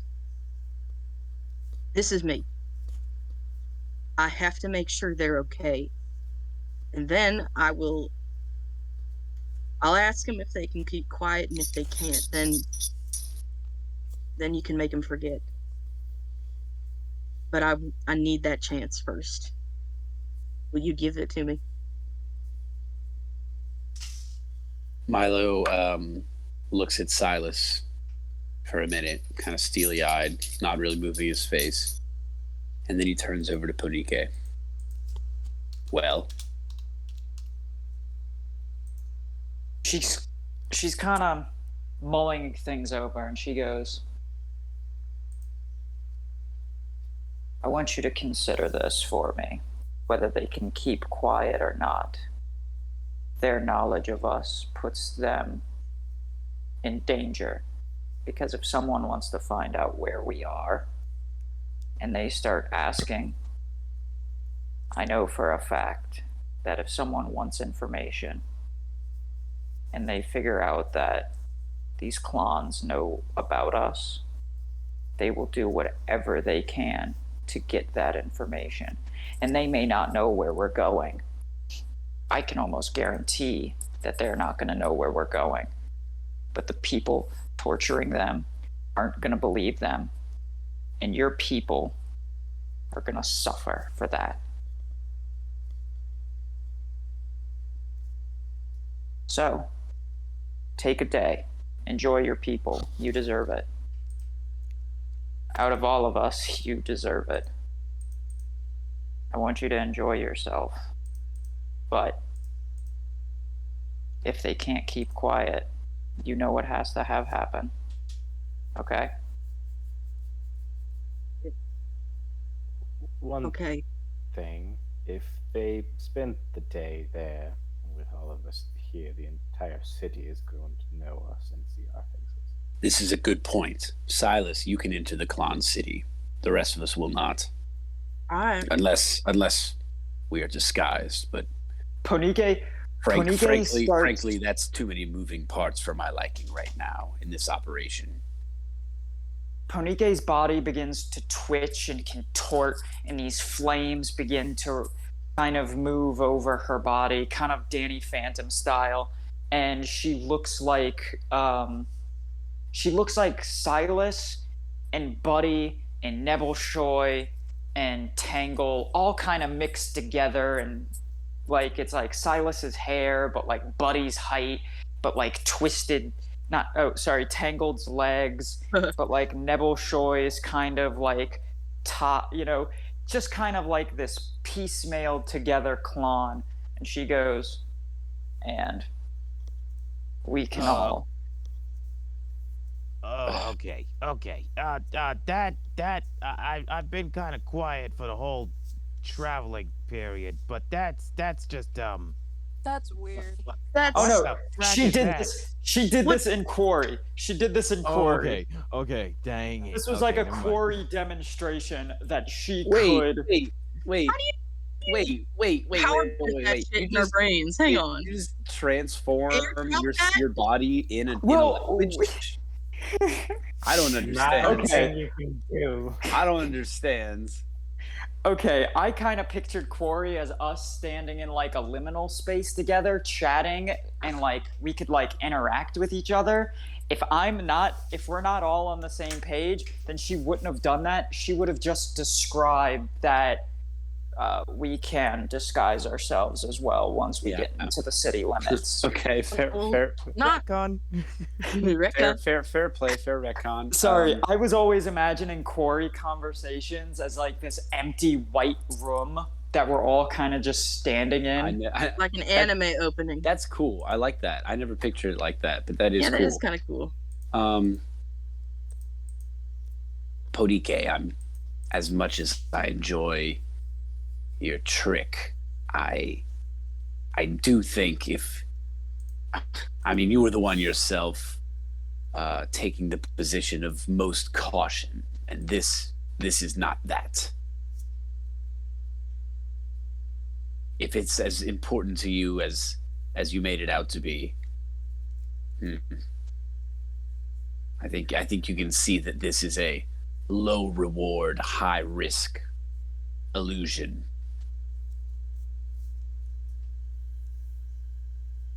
Look, But if you want to gallivant in town, don't let me stop you. you're making this shit sound so trivial.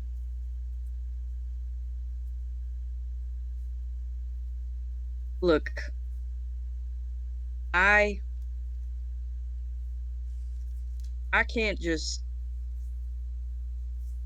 I've started on a path, and I can't just bitch out and take a couple steps back just because somebody somewhere might go, hey, these people that used to wear suits and sit in a room, maybe they did it. I'm not going to do that. I am the one that can help these people right now, and I'm going to do it. You can wait here or you can come with me, but I'm going to do it. Do what you have to do, Silas. But you're wrong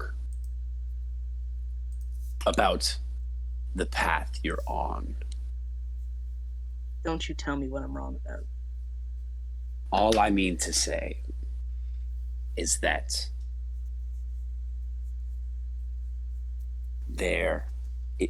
there's nothing that is predestined for us.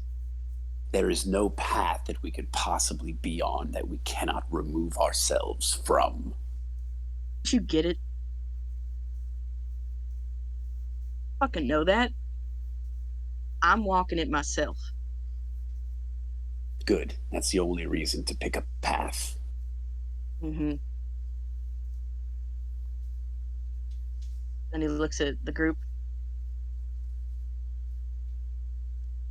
If anybody wants to come with me,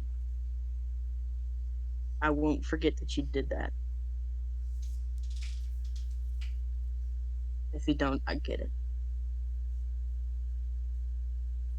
Probably won't ever ask you for anything again if you come, but this is not something I'm going to step away from. Yeah. Ponige is gonna kind of mull it over. And then she does the flames kind of go across her body, Danny Phantom style, and she looks like a clon. And she goes, I believe that my disguise is apt enough to spend the day. I don't know if you should go as You just one of us. be a regular, Look like one of them Ganassis. just a And different she- one than you. Yeah. Danny Phantom style fire wreaths her again, and she is just a pale human-looking woman with like long black hair. There you you go. Something that you can't fuck up. Culturally, you're good at magic. God damn it. Anyway, anybody else? Asper Asper, kind of just looks button down up, at huh? himself. I mean, I don't exactly look like I used to anyway. Put your hair in a ponytail and button that Konike- shit up. Konike's committed like all of the racist acts against these clowns. She's done fucking like she just did clown face. She did just fucking. did. She did fucking. She made balloon animals. She's just. It's terrible. She committed genocide against them. I know. Asger's going to sigh deeply, reach into take off his duster, reach into and he's shirtless underneath, so he's now half naked at this point. Reach into his bag and starts like pulling through things and trying to find stuff. Pulls out his exceedingly nice wedding suit that he still has. He goes, I guess I can wear clothes for once. And he Oh, starts poor you. changing and putting things on, and then he's like, oh, shit. Could you help me? And you notice that he put the shirt on, but the wings are stuck. It's like, I'm not used to actually having physical wings. Punike will go, oh, trust me, it's something you get used to eventually, you know. And she'll walk behind you and just kind of pull out her dagger and just cut 2 slits in the back of your shirt. Thank you. He like pulls his wings through. Okay.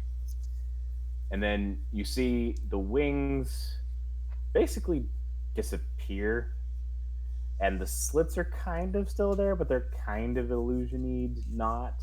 He's like, I don't know. Should I do this or should I just leave them? They're fine. They're fine? Okay. Well, never mind. So no. Keep it wear the thing. Actually, Asker kind of smirks. I have the perfect thing for this and I haven't used it in forever. I was just thinking. He starts digging through his damn bag and he's like, where the hell did that go? Where in the... Aha! And he puts the mask on. Yes. Yes. I don't remember where the hell that is. Oh, that table is an ancient table. Mm-hmm. Let's go look. It's in the pin section. Should be in pen, though. Okay, wait. I think we might have gotten rid of it because we literally never used it. Yeah, Crap. I think we did because we never used it. Crap. Cool. Let's just say you look like the dwarf one that you can Wait, do. hold on a second. Keep talking while I try to find this. The last time we used it was when Silas was getting him. You always use it to get Silas out of binds. The last time you used it was when Silas got hemmed up by those druids and you took it on and put it off until you looked like a clon. Mm-hmm. Oh, yeah, because one of them is a clone. That was the last one. Just because it's random every single time. Mm-hmm. I think 12 was the clone, though. Because that was the last one we picked. What is this? Nope. Still going to be way farther than I'm trying to remember what was in it. I know one of them was like a lizard folk. One of them was a dwarf. Oh, I found it. I fucking found it. What did you roll? What's a 7? One of them was a valley girl. Oh my god. That was the orc. You're a British human phrenologist. Oh no! Ah, Asger takes it off and puts it back on. He's not being racist. thank you. What's a phrenologist? It's somebody who thinks that measuring the bumps and shit on your skull means like you're smart or whatever. Yeah, it's pretty dumb. It's literally Leo DiCaprio's character in Django Unchained, among other things. Oh yeah. Okay, what did you roll? What's a 6? Gordon Ramsay Goblin. You are now a okay. You Donut. Donkey. All right. You call this Shakashua? Now, as you are approaching the village, you get a little bit closer. I need absolutely everyone to make a wisdom saving throw. Fuck. Again, hell. Oh, with advantage, Hero's Feast. Oh yeah, nice. This is actually really convenient narratively. Yeah, that's a fail. Ugh, That's thank a God. No, I have advantage. You still failed. A 19 is a fail. Yeah, keep going. I definitely fail. See? Oh. What is with why We all fail. why is God We so all good to fall me? down. Neville, Shoy, and Milo. Wait, Oh no, the Hang on, wisdom my- caster. my shit. Yeah, I'm like, it has to Is it reconnect. thing? Yeah, well, it like every time I don't touch my computer for a little while, the screen turns dark and then it like reconnects. It's very annoying. Yeah. I will roll. But Okay, I will wait for you. Okay, Neville, Shoy, let's get that wisdom saving throw. Oh, here we Nat go. 20. Alright. Whoa, nat 20. Bam, Lamb. Wisdom saving throw. Let me see here. What? I told you. Oh, Damn. Told you. oh. I'm Okay. getting my powers back. Everyone who failed, which is literally okay. Milo and Neville, Shoy do not fail. 32, baby. And Buddy. Ponike, no, Buddy also failed. But Milo got a 15. No, he did it Milo with got a advantage. He He gets got a advantage, 32. right. I got a 32. Wait a second. Wait, doesn't our Heroes Feast shit We carry all over? have advantage. Yes, we all Yeah. have advantage. Yeah, on but- this roll. 12. Oh, so my 12. So, Ponike, Buddy, Asger, and Silas, I need you to think about what someone would whisper into your mind to tempt you to go into the volcano and meet an old friend. The fuck?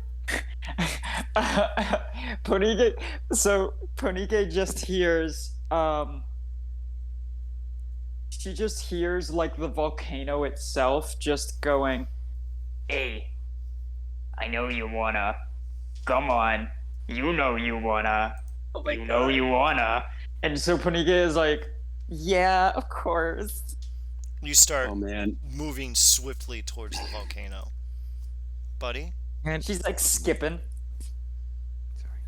Buddy can just hear just a shout from the volcano in a Steve-O voice. Oh my Just, god. Just, hey Dad! Hey! Dad! Dad, look at me! Dad, I'm on this volcano! Dad! And he's just looking around and he's just walking towards it. Gosh. I like it. I like it. Now, Asger, what do you hear? I mean, it should be fairly obvious. He hears the mistress going, "Need to go to the volcano. Shoo now. Shoo." All right. And Silas, what do you hear? Ooh. Silas hears a voice that could pass as either masculine or feminine going,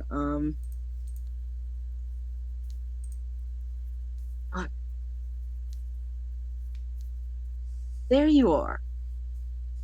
I've been waiting for you over here. You want to help me finish this song? Love it. And he starts to cry. Okay. And you make your way towards the volcano? He does not. Well, you have to.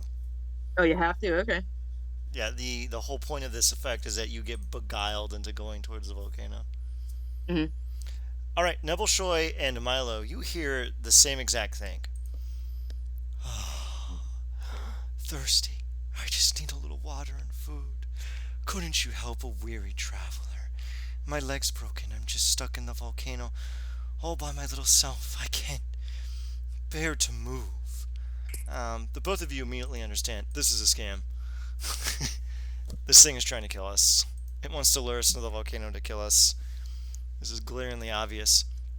As you hear this, Milo, you actually hear the voice start to petition you to assist in the exact voice of Belfan. And after some time, when that doesn't work, it goes through the exact voice of Gyarados saying, "Oh, I could tussle for another fight. You could take me on now, couldn't you, Red Man?" Something like that. And he keeps going on and what have you. Truly a weak effort.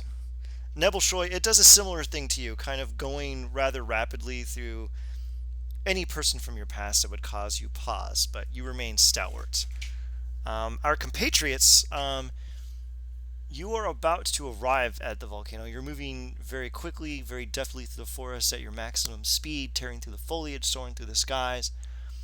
Nebelshoy and Milo, what do you do seeing your compatriots heading whole hog towards the volcano?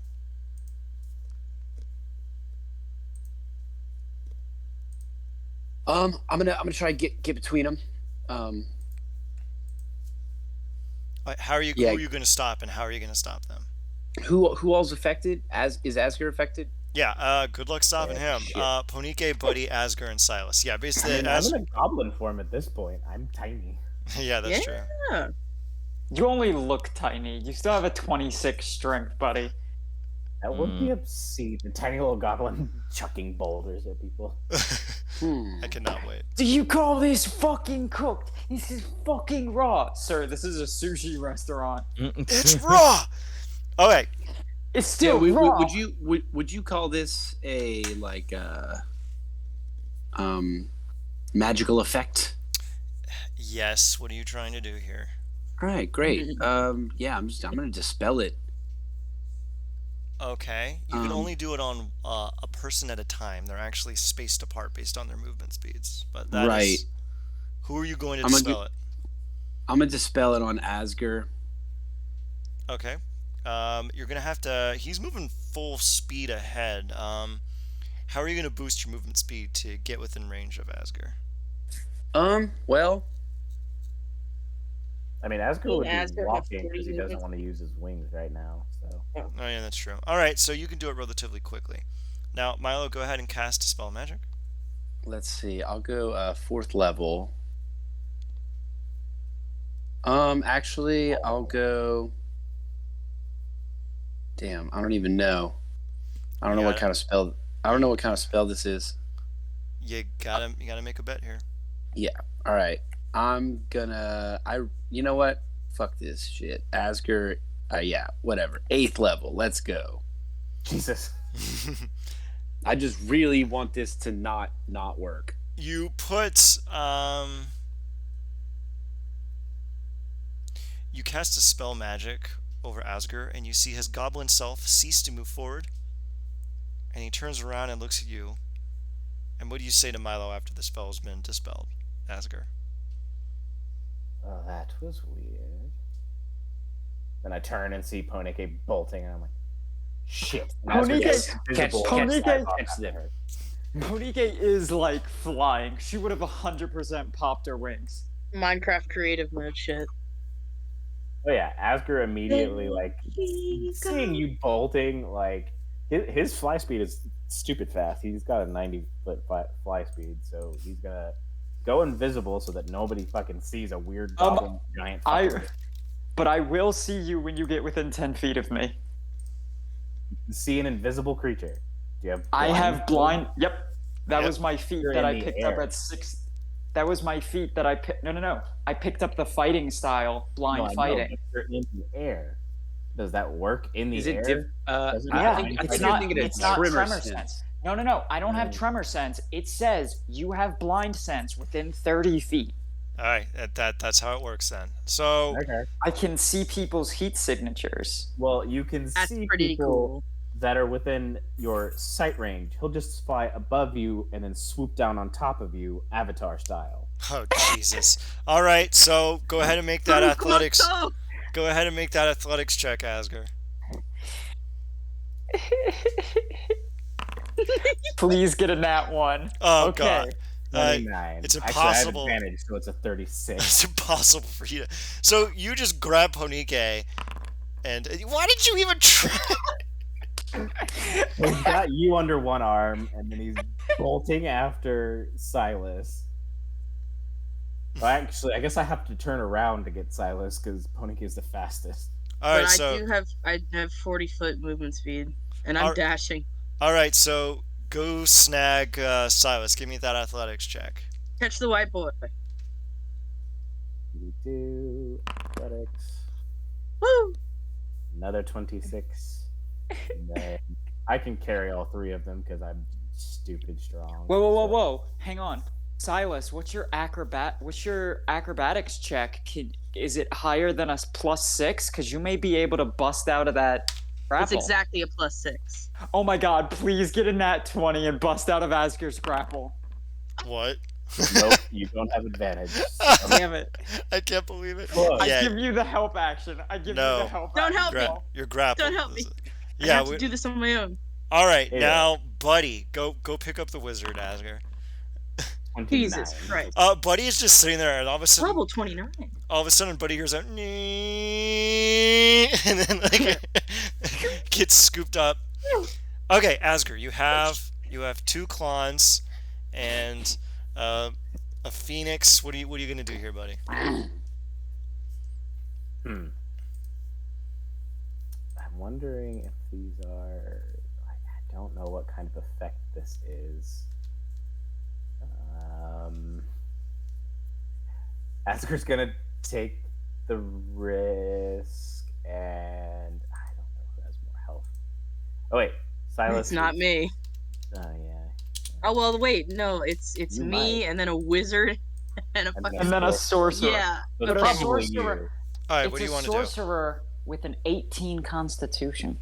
Never mind. He's I gonna have a headbutt 12 Ponycake. constitution. He headbutts Ponycake to try and wake her up. Make an attack roll.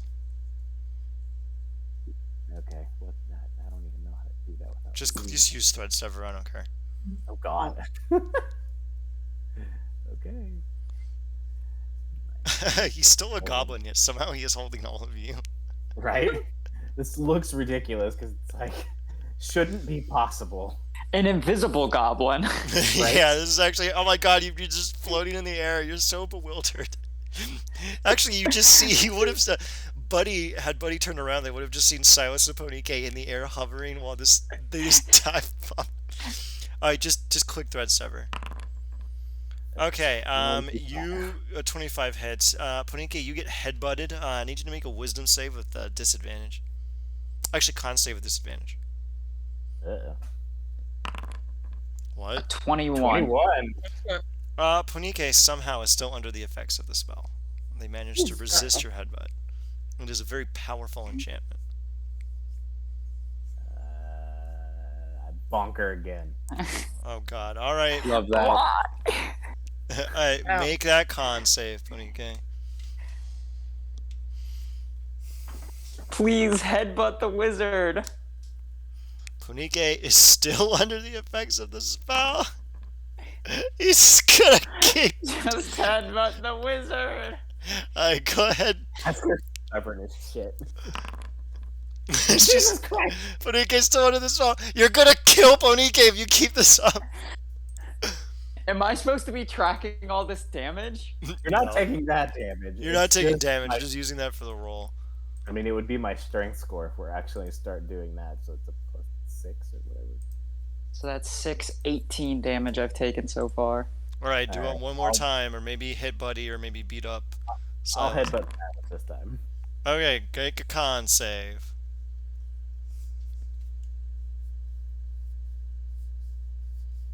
Wait, who'd you hit this time? Silas, make a con save. Oh boy.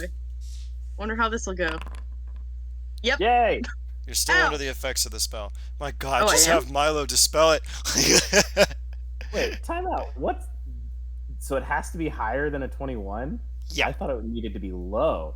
That's why I kept doing it. It needed to be high. Oh, well then keep hitting me, cause Yeah. yeah, okay, hit me again. Bonk. Oh, Hit wow. me, baby, Oh, one shit. more time. Oh. So Ponycake is dead.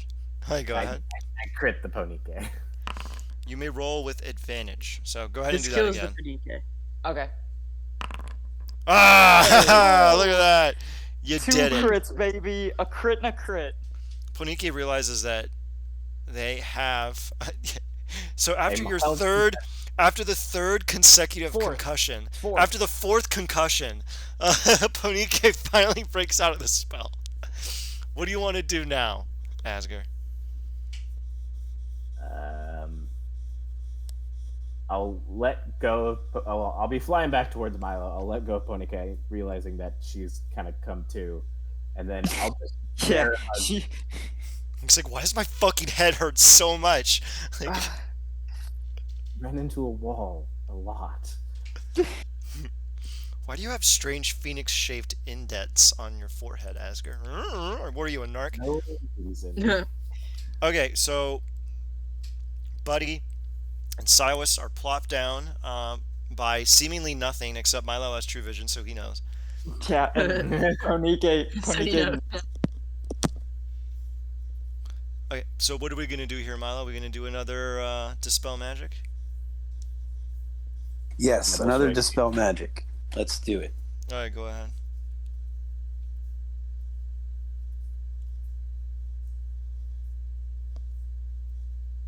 Nebuleshow is literally too smart for fucking anything that happens to us. I'm gonna do 4th level, so there may be a roll involved. I'm not sure what kind of spell it is. Make a roll. And what is that? Just You Arcana? roll your modifier. So whatever your wisdom, 10 plus your wisdom modifier. So just roll R 1d20 plus whatever. No, a wisdom check. Yeah, no. Oh wait. So, No, that's correct. Okay, like cast an attack spell, basically. Yeah, Any cast an attack spell. Okay, cool. Let's see. No, that wouldn't. Does that include your Yes, it proficiency says too? use your spellcasting ability. Oh no, it says an ability check using. Oh no, that was right Yes. then. Yeah. So Damn, I just fucked up. Okay. yeah, you wasted the spell slot. Do you want to do it again? Damn, I guess so. Okay. Yeah. All right. This time. How to make them waste spells. 101. Talking volcano. Oh, god damn it. How is it possible? Still nothing. Wow, dude. Wow, you know what? What? Fuck off. I'm doing it again. In Fucking asshole. terms of spell slots, we have none. Alright, do it again. Fucking asshole. Oh my god, you finally did it. Wow. So who did you free? Was it? I guess Buddy that time. Alright, now you're going to be doing Silas. Or we can ask Buddy to do it. Milo like, nah. Wait, did Buddy was under Oh. the effect of it, right? Yeah. Yeah. Okay. I Buddy do it has to spell magic. I do it to Buddy and just say, Buddy, help me. Dispel Silas's bullshit. Dispel their bullshit. Buddy doesn't have the spell magic, but he's gonna start slapping him. Damn it. God damn it. Alright, roll a con save. My carefully calculated move of undoing the wizard's Ugh. The spell bullshit. is still active. Yep. Jesus. Could I Wait, even can they do it? even make it? Huh? Ow. Yeah, can I even They have make a it? +2. It's impossible for you to. You're going to have to dispel it.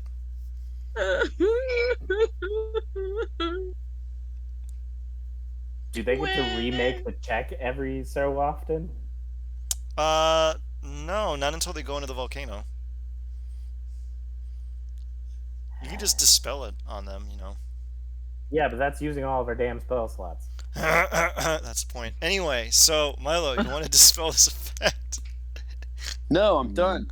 So Cyrus is just what? That's such a good one. Okay, Fucking tase me. I will lower the DC a little bit so it is doable. Go ahead and roll that con save with advantage, Silas. Come on, please. Oh my Yeah! god. All right. I knew it. Silas, Wake up you are after getting tased. Wake your ass up!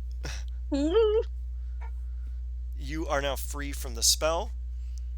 You now hear a voice saying in your minds all at once, won't you pay me a visit?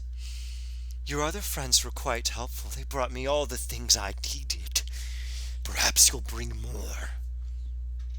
And then silence. If My- we my- pay my- you a visit, we're going to kill you. My mouth. My breath tastes like toast. You Uh, got uh, fried. Milo, can you make a history check with advantage? Smells like burned rubber. That's mean. That's at 20. That's your fault.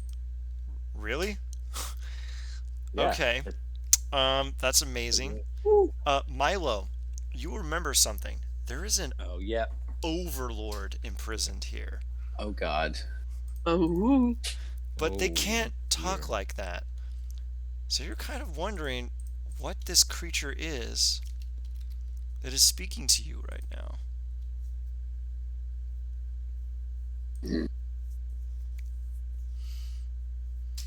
You remember its name, Masvirik, the Cold Sun.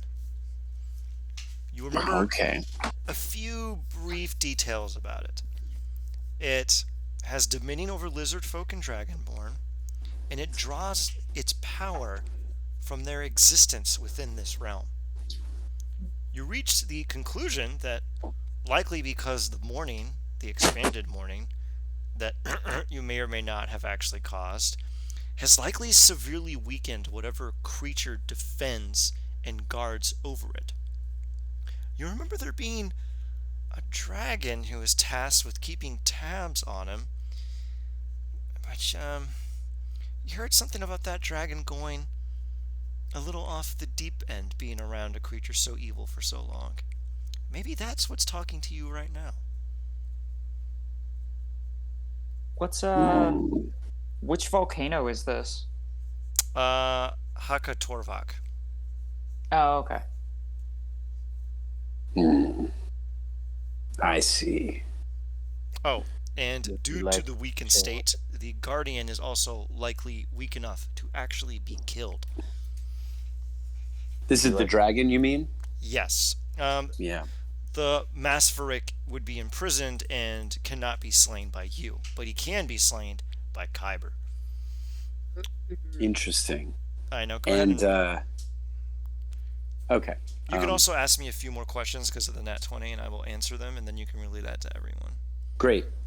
So let me just, lot of info. Let me sure I got it right. So Overlord imprisoned in the volcano.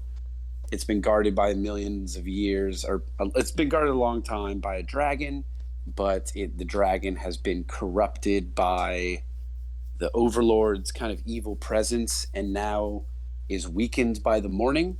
Yes. Okay, sick. It draws its power from the amount of lizard folk in the area, and the lizard folk were Oh, a lot of the drastically. lizard folk were killed. Okay, so it gets kind of like spirit bomb-esque energy from the relevant population. Yeah, right? and it's much lower than usual, so the dragon can be easily slain. Okay. Weak sauce, Well, bro. Air quotes easily. I see. Now, there is an overlord that has been kept here for some time, guarded by a dragon. The dragon gets its powers from the lizard folk population nearby, and that has been, well, devastated. The dragon is weak now. Perhaps it would be prudent for us to make a move here. I am not fighting no goddamn dragon. Are you kidding me? This Are is you not kidding So me? you don't want to help your people. I want to. Silas. The proximity to your people, the evil presence here. It Oh may no, not. no, I'll It do may it. not. It may not bode well unless your people are ready to pick up everything and leave, which I'm not sure is ideal. And even if there's a bunch of people that are leaving, the people that are showing up, the people like us that try to find this place, they're gonna get caught up by that. Just meant not right now. I can taste my hair, man. I'm burnt to shit. I'm not doing it right now. I'll do this shit later. Every day there's something that needs doing now. Fuck, I just want to go sit down and eat something. Eat something good. And he'll look at Panike. It's something else is good. Fucking rude bitch. It's something else. Everything's too peppery. Everything's too peppery. And I don't want to fucking deal with the dragon right now. I'm going. Goodbye. And he starts walking back to the road. This is the I'll scene do it from later. This is the scene from The Lighthouse where Willem Dafoe's like, "You like me lobster though, don't you?" Exactly. I could still Okay, almost do fine, it. fine. I like your cooking. Hark. Hark! All right, we get back. Winslow. Let's get back. Hello. Let's get back on track. Yeah. So, we are making our way towards Clonton, or also known as elsewhere. You can hear things are a bit muted. You can hear activity, very loud, slightly off-key singing for some strange reason, and you can see a bunch of clons kind of bumbling around. I couldn't find any tokens, so just use your imagination for this particular scene. You can see them bumbling around. Everyone make a perception check. Oh my god, I know exactly what song it is. I'll send it in the chat. You can watch later. You want us to use our Yakety imagination in an imagination role-playing game? Oh god, what are you gonna ask us to do next? Role-play? No. Yeah, it's bullshit. They're definitely playing yakety sax. They're singing Goodnight Irene. Yeah, they are. I'll kill you. They're doing it slightly off, but you notice that all of the clowns have wax in their ears. Or they're wearing muffs, or they're covering their ears somehow, and they haven't noticed you because they're all kind of busy on their tasks. You can see that there's a few banners hanging up here and there advertising festivities. The place is flourishing with life, but there's kind of a small, somber little shrine in the corner with a lot of names on it. A lot of names on it. Okay. Silas makes himself look like what he looked like before the any of the bubbles, and he gets rid of the tails too. And the hooves. He just makes it look like he's wearing long pants and big boots. Bell bottoms. All right, you're in town. A clon notices you enter and then turns around, looks at the three clons, and opens his arms wide and kind of gestures for you to come. Hey, cool, nice to see you. Come on! Come on over. Nice to see you. Sorry, I'll explain this in a minute.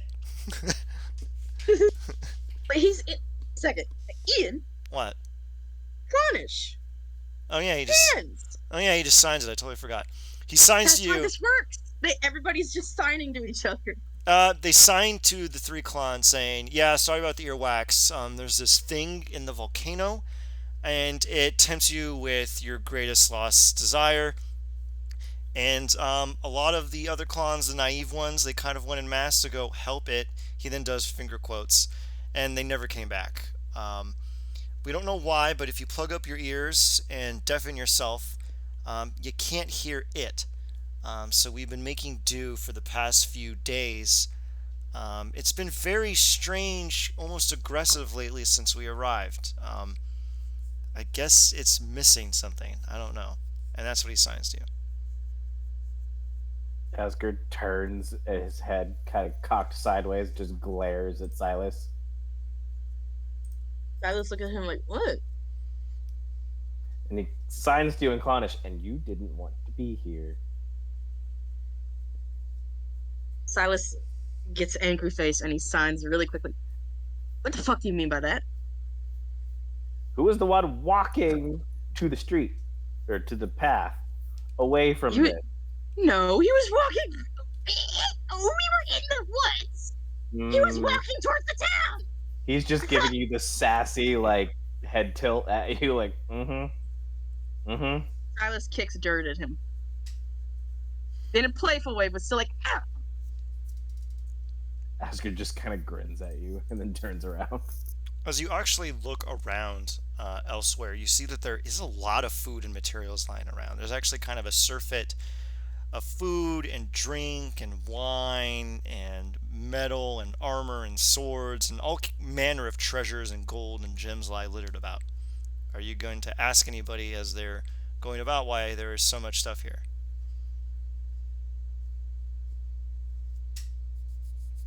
Sure. Hey. What? Slippy slap slap. Finger finger. Why is there so much shit here? The guy looks at you and signs back. We don't know. We kind of journeyed east, didn't come across a lot of people, and then we stumbled across this volcano, and this place is just littered with food and supplies. I guess it was some kind of ritual site or something. He said there used to be tracks from like lizard folk and stuff, but it looks like they haven't been here in quite some time. I guess they were bringing it here to whatever's inside that volcano as he like gestures into the distance, and you can see the volcano faintly smoldering idly. We don't know what it wants, but it doesn't stop trying to get you to go in there. I recommend plugging up your ears. Big thumbs up. He hands And you Silas. yeah. No, he'll take what he's being handed, He hands you some wax.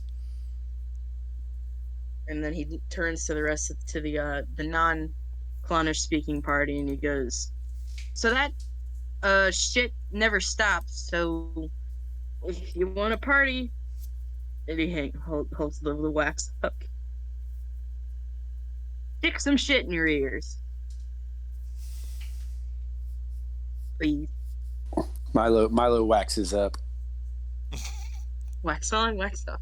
Jesus.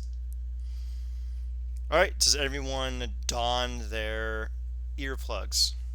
Mm-hmm. Okay. You are now all deafened. Okay. So Buddy's gonna wander off. What are you gonna do, Buddy? He's gonna start looking around and checking out all different clones. Okay.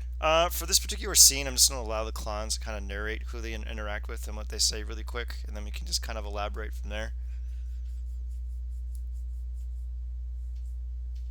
I wrote this section as kind of a free for all. I need to look up the Buddy? deafened condition. Yeah, you just can't hear. That's about it, really.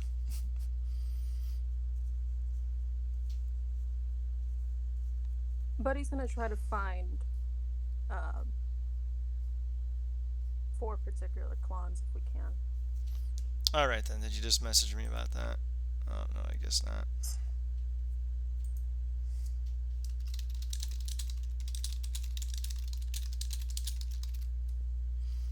What do we got here?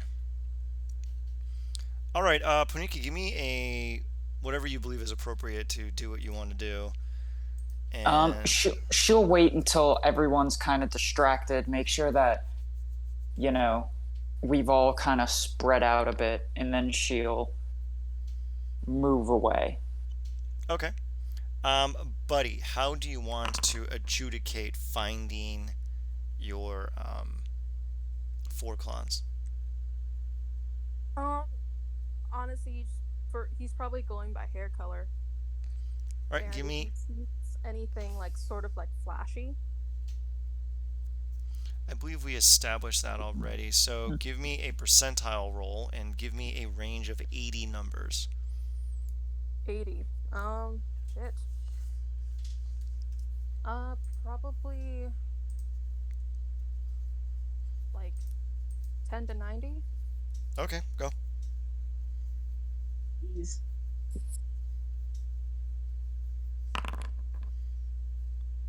You find them. Oh, I'm counting heads. Is it 4? I think we talked about this before. I can't remember what I rolled.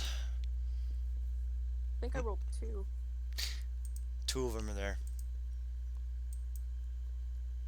Oh, he's running. He's running and he's going to the closest one. All right, you could take your pick as to which is which. Oh, I can't pick favorites. Oh, You can just roll. That's what every parent says, but every parent 100% picks favorites. I love both of you equally. It's you and by a long shot. Alright, well, let's try this. Wait, well, you adjudicate that. Nebelshoy, what would you like to do? Nebel's gonna just sort of look around, sort of nervously. Pick, take out his short sword, which to him is like a full sword. He's just gonna start sharpening that. Start Alright. looking at the volcano and just sort of like somebody who's preparing for a fight, just sort of stand quietly around. He seems like he's, despite his heritage, he seems a little more you can definitely notice like the difference between him and other clones. The you know everybody here is trying to party and at least take their minds off of it in one way or another. Nebelshoy, he seems a bit more pragmatic than the rest, and you can definitely see that now. Is Nebelshoy also a twisted? I would. Well, number one, do you want to roll and figure that out, or No, Ponike's not paying attention. I was just trying to. Yeah, from the way Mags described twisted clones, it sounds like you're also a twisted. Yeah, I would say no, but he's yeah, no. I would say no. And he'll start using his background feature, City Secrets. He's gonna start looking around the area and like see any the flow to cities and passages and in the immediate area. He's like looking around, kind of like Jason Bourne. Who are you trying to Who are you trying to find? He's not trying to find anything. It's more like looking around at the various exits that that he could use just in case things go badly. And then he's gonna like straighten up and just sort of like every so often he'll cast a minor illusion and just something to look like he's lightening the mood. Okay.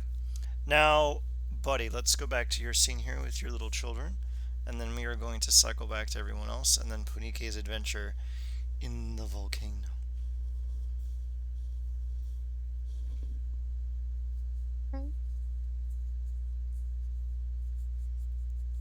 I'm running up and I'm hugging the tallest, who has very very long curly hair. It's blue, and he's just hugging him and almost wanting to punch him, but he lets go and just looks at both of his children.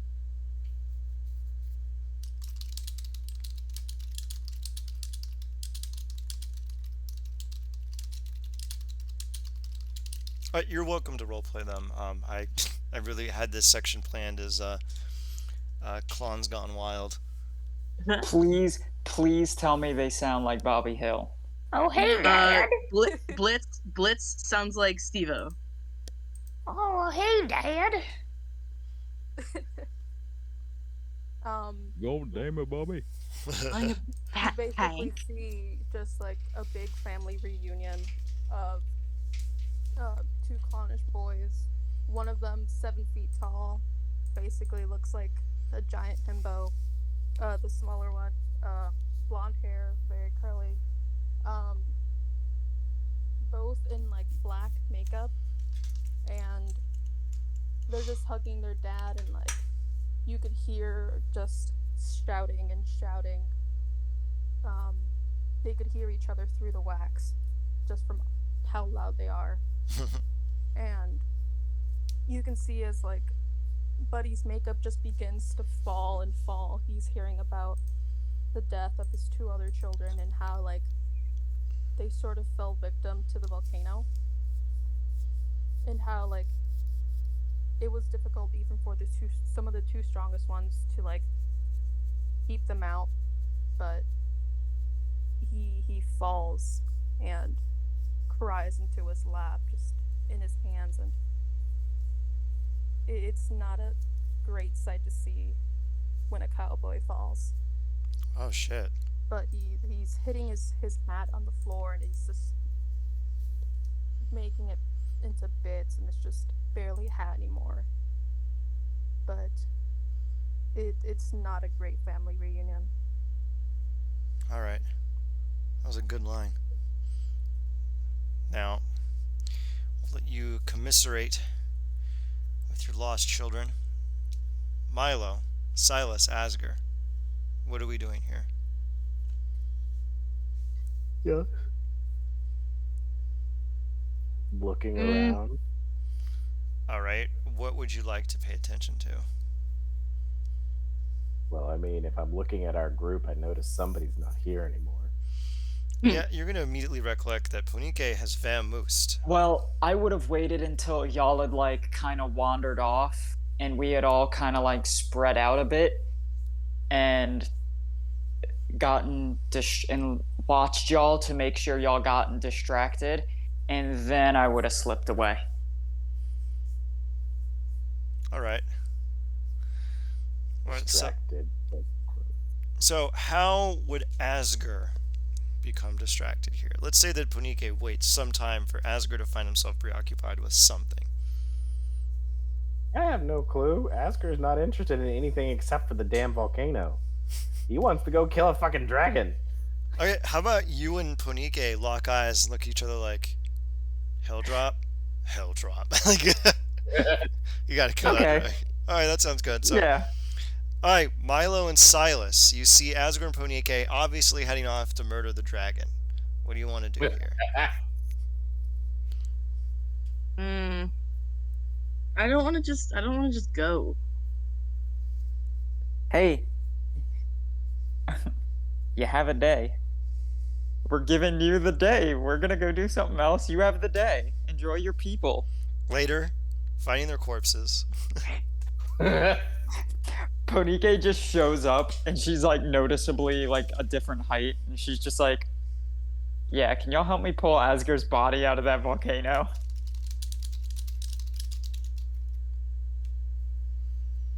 Alright then, so let me see what we have here. Milo. What would you like to do, Milo? I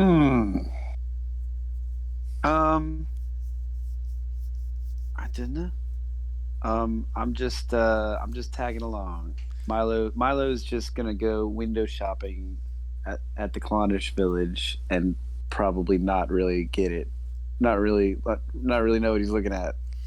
You're just like bumbling around through like, I don't know, balloon animals, like little pieces of poetry, some nice paintings, beautiful little arts and crafts here and there. While everyone kind of gawks at you like, what the hell? Like, that's like a straight up devil, man. And they're like, just. I found the perfect gift. What is it? Check second 6. I found the perfect gift for me and Asger. That's exactly it. Oh my god. Brooklyn Nine-Nine, I love it. Yes. God damn it. Okay, Mags, you are welcome to kind of describe that scene perhaps occurring. Well, alright then, I guess that's going to occur a little bit later. Ponike and Asger, you are at the forefront of the mountain, and you can see the winding furrows in the interior, heated by the cooling lava emerging from the volcano, and you can feel a presence within it. What would you like to do? Ponike is flying, obviously. Yeah, I mean, Asger would be right next to you, and he'd be like, are we doing this by ourselves, or are we just kind of getting the lay of the land and then heading back? Oh, I just wanted to see what was in here. Volcanoes are very interesting. All right. And How do we she want to she wants investigate? she wants to float down to the lava and like kind of like you would scoop water from a river into your mouth. She wants to take a little sip of lava. A delectable year. Ah, yes, Precambrian, my favorite vintage. You are welcome to do so. Now, Asger, after seeing this freakish display, what would you like to do? So, I don't see an obvious dragon. You do not. Asger looks very disappointed. Punike slurps down the jello like it's You hear something very faint. Give me a perception check.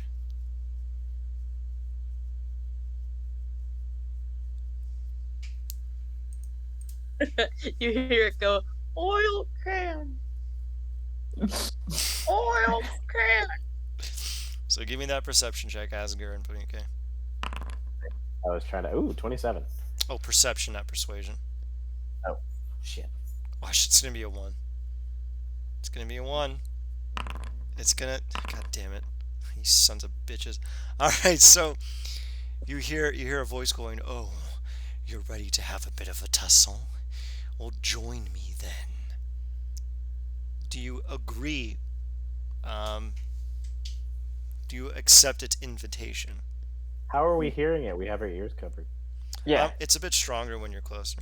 He can't charm you, but he can talk to you. If you have the earwax in, he cannot charm you. Punike is gonna set her bag off to the side. You know, she's gonna toss her bag up to Asger because her clothes are fireproof, but her bag is not. She's gonna use Alter Self to give herself a swim speed and to be able to hold her breath. I think I can just hold my breath at for like an hour with Alter Self. Let me check Yep. it. Okay. So I'm gonna give myself a swim speed and be able to hold my breath for an hour and just kind of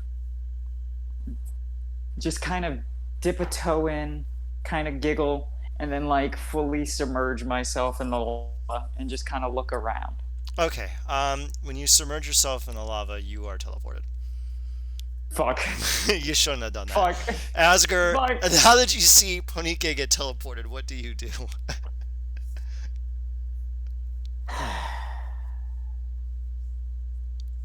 I guess I have to go get everyone. He hauls ass down to get within range of Quarry, and basically, like, to Silas and Milo says, we have a problem. Our little firebrand decided to take a swim in the lava and then poofed. Oh, great. Well, deal with it.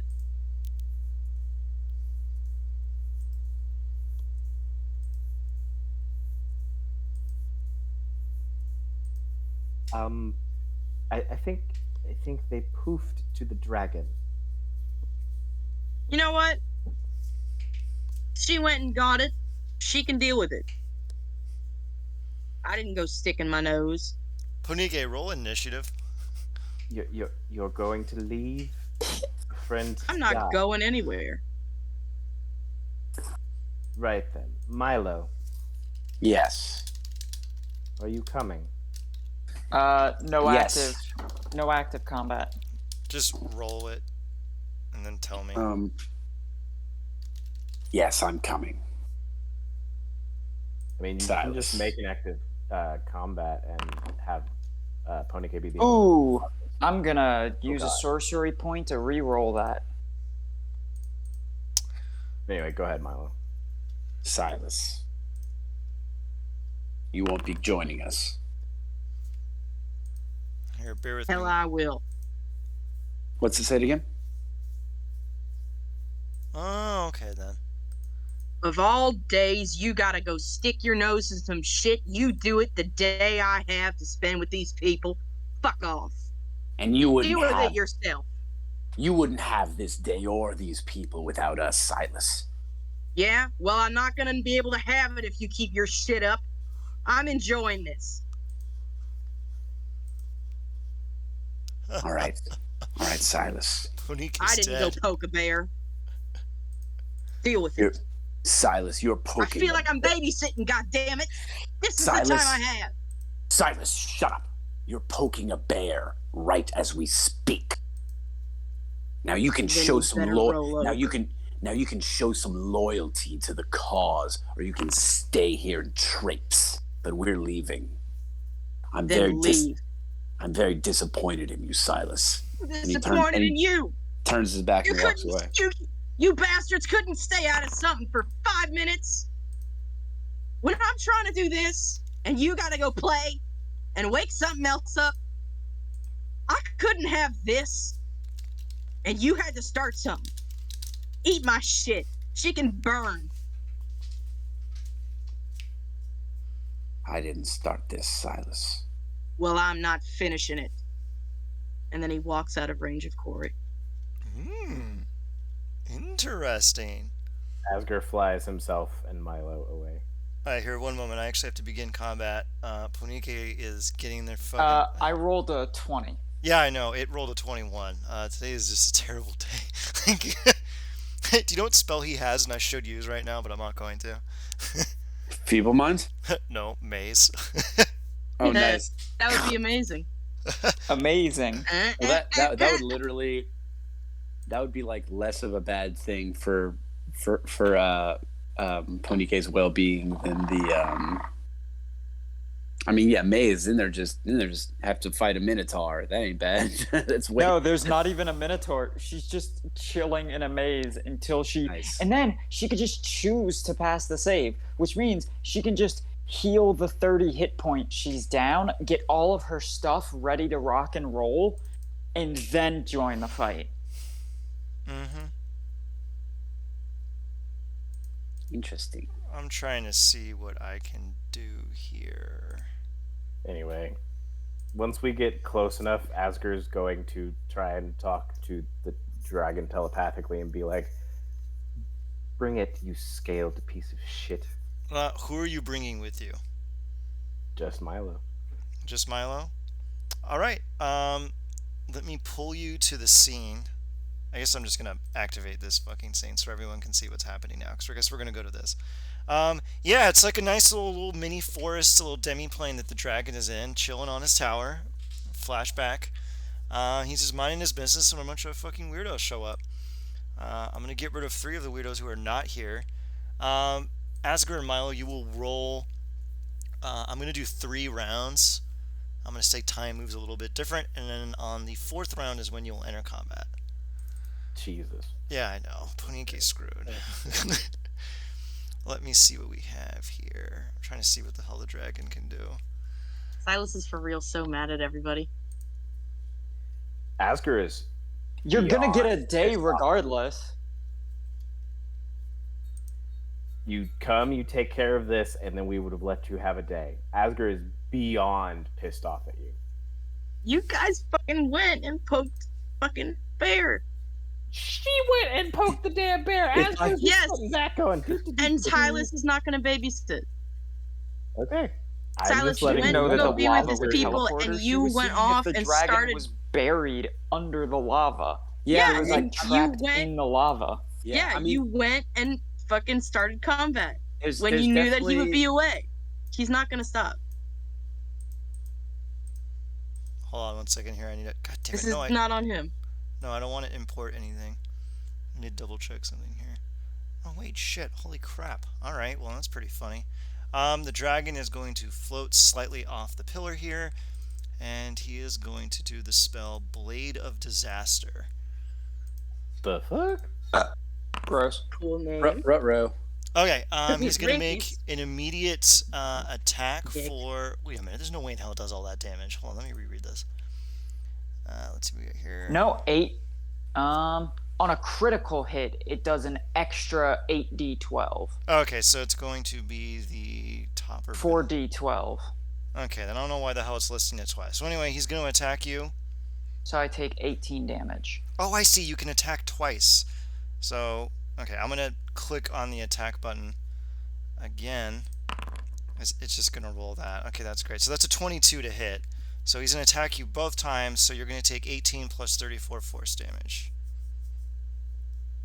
No, the 34 is if it critted. It didn't crit. It's just Yeah. 18 twice. Oh, okay. So then take 32 points of damage then. 36. Okay. I take 36 force damage, and I've already calculated it. all right. Let me see if there's any stupid fucking crap he can do. No, that's about it, really. All right. Well, that's all she wrote. All right. Go ahead, Ponike. It is your go. She like dips her head under the lava, and when she comes to, she sees she's in this fucking forest, and she's just like, what? And then all of a sudden, there's a giant sword that appears in front of you. Actually, let me make a little sword icon.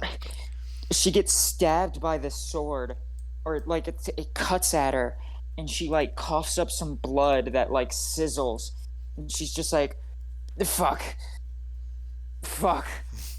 and she will immediately see this fucking dragon, and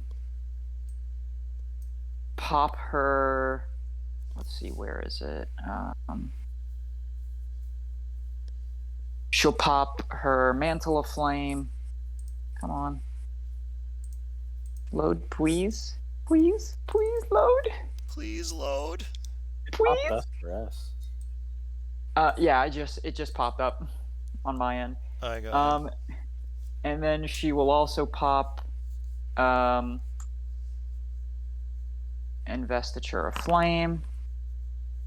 And since it is technically a spell that does fire damage, she will regain 13 hit points. Okay, good. And then she will shoot 60 feet into the air. Okay, then. You're leaving the sword's range? Does the sword... It doesn't count as a creature, so it doesn't gain... Oh, yeah, that's true. Yeah, it works the same way as spirit weapon. You can't make opportunity attacks with spirit weapons either. Okay, go ahead. Okay, yeah, nope. She just shot 60 feet into the air, and she activated all of her bullshit. Okay, he's just gonna leave that little thing there, and that's the end for you? Yep. Okay, let me see here. That's the end of your turn. He's gonna use his 3 legendary actions to do one thing before they regenerate. What is he gonna do here?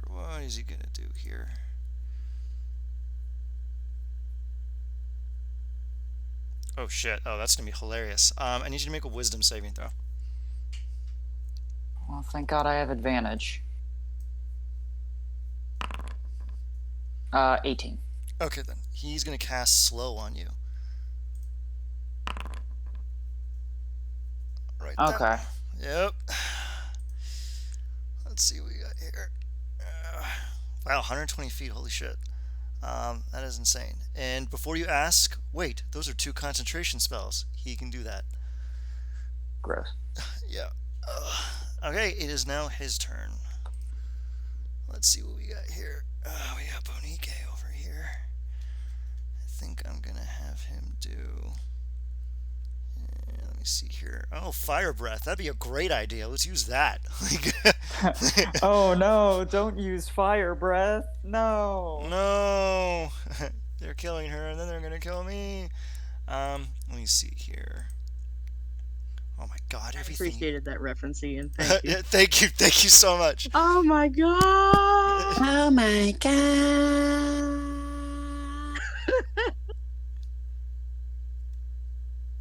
I am struggling because his entire spell block is basically, hey, you know fire spells? Yeah, that's the only genre we know. So I have to like brutally look through this. God damn it! And everything he has is concentration. I already used him up. And Pokemon, okay. Oh yeah, that'd be pretty funny. Hold on a second.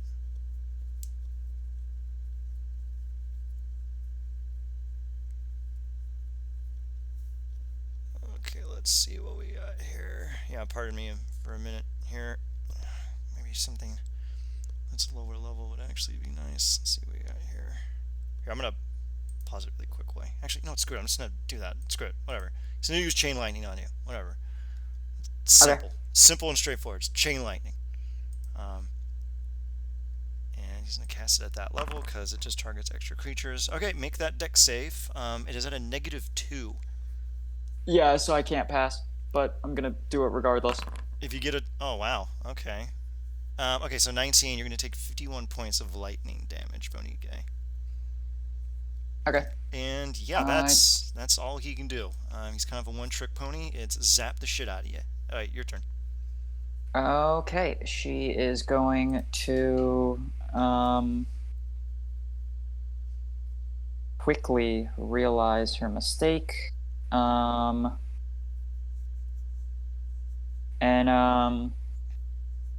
Yeah, cast Scorching Ray at 8th level. Oh, god damn it, Scorching Ray. Oh, you're going to need to spend the sorcery point. The sorcery point? For what? He's immune to fire damage. Oh, okay, yeah, then I'll just spend the sorcery point. So, let me... Oh, god, I didn't give him foresight, damn it. Okay, so let me roll the 10 attacks. Oh my god. Why do you do this to me? Anytime I'm like, you know what, I'm gonna have a nice day today. Oh, what a great day. Oh, what a terrible day for the dragon. Is that a sorcery point per spell? I'm gonna look that up really quick. No, it's just one spell. Hang on, how many attacks is that? Is just one spell, so you just 1, create all of 2, 3, 4, What's that meta magic 5, called? Elemental. 6, 7, 8, 9, 10. Okay. What's the AC? 22. Okay, so that's 1, a crit, 2, 3, hit. 4, 5, 6. So let me do some quick maths. All right. So that's 5 hits. So that'll be 10d6 plus 30, and then a crit would be 12 plus 6 plus 2d6. So that's gonna be 12d6 plus 48. So let me roll up 12d6 plus 48. Blah. Scorching Ray might be his Actually- favorite thing in the universe. What? She just flicks her wings, and 10 feathers fly out of her wings, attacking this dude for... And dealing something that's kind of like fire, but not fire. 12d6. Hopefully not lightning, because that means a bad thing happens. 12d6 plus 48 for 96 damage, and I will regain 8 plus 6 is 14. I will regain 14 hit points. 551 minus 96. 551 minus 96. And then a concentration check, please. Oh no. DC 50. Oh. Almost. DC 40 46 48. Yeah, DC 48. Okay. What's his con modifier? Probably not even remotely capable of even... Oh shit, actually technically yeah. Oh, he almost fucking... Cool, the slow ends. Now, the slow ends before the end of my turn. Can I still use my bonus action? Yeah, I'll allow it. Cool. I'm gonna quicken a firebolt. Go ahead. Are you going to spend the sorcery point on it? Yeah. Yeah, you So kind of have to. Yeah, so I'll go down to 19 instead of 20. Yeah, crap. Where the hell did I... Oh, okay. Here's the number I need. Let me just punch this in here. And he takes another 29 points of damage. Okay, I will make a note of that.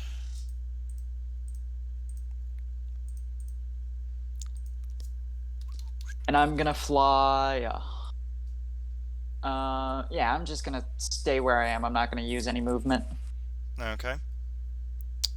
I guess it means his bladed disaster goes away, which is sad.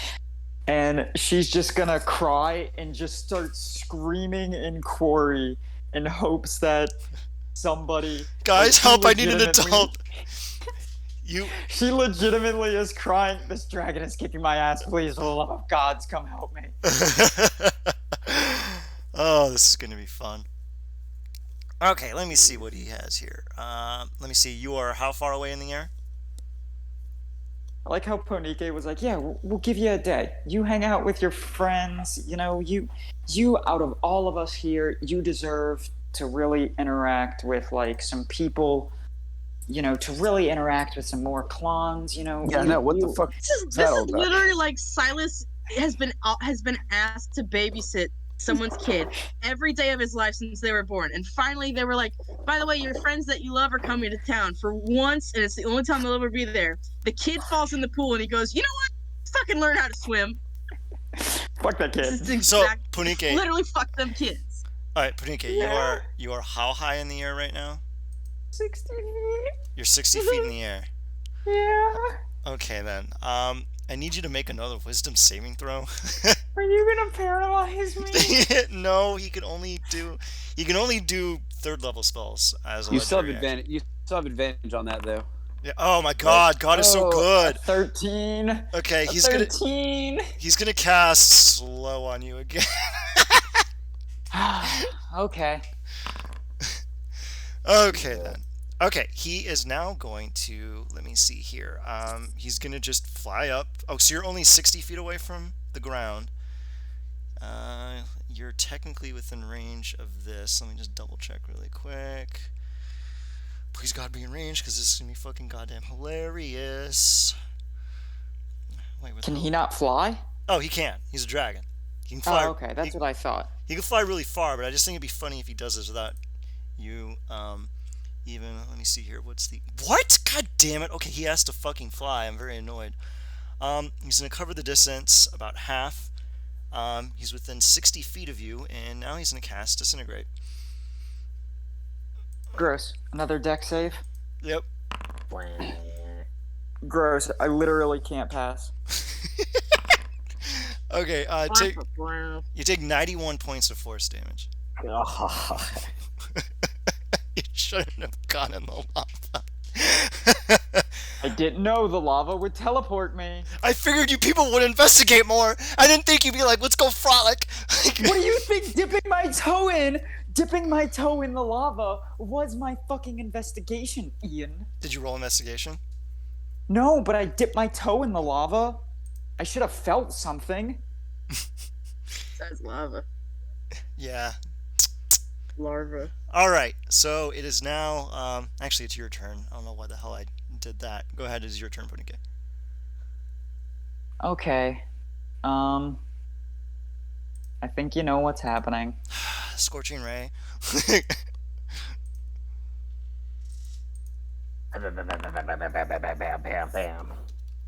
So that's 9 attacks. So that's 1, 2, 3, 4, 5, 6, 7, 8, 9, and that's 1, 2, 3, 4, 5, a crit, 6.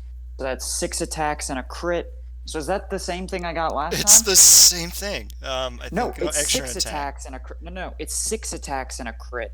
So that'll be. Just It's more. one more, so I'll add just Make your 2d6 There to you what I rolled last time. So it'll be. So I'll add 2d6 plus 6 to what I rolled last time. Give me so the that'll power be- facts. 14d6 plus 52. Okay, give me the number. Okay, Do give me it. 1 second.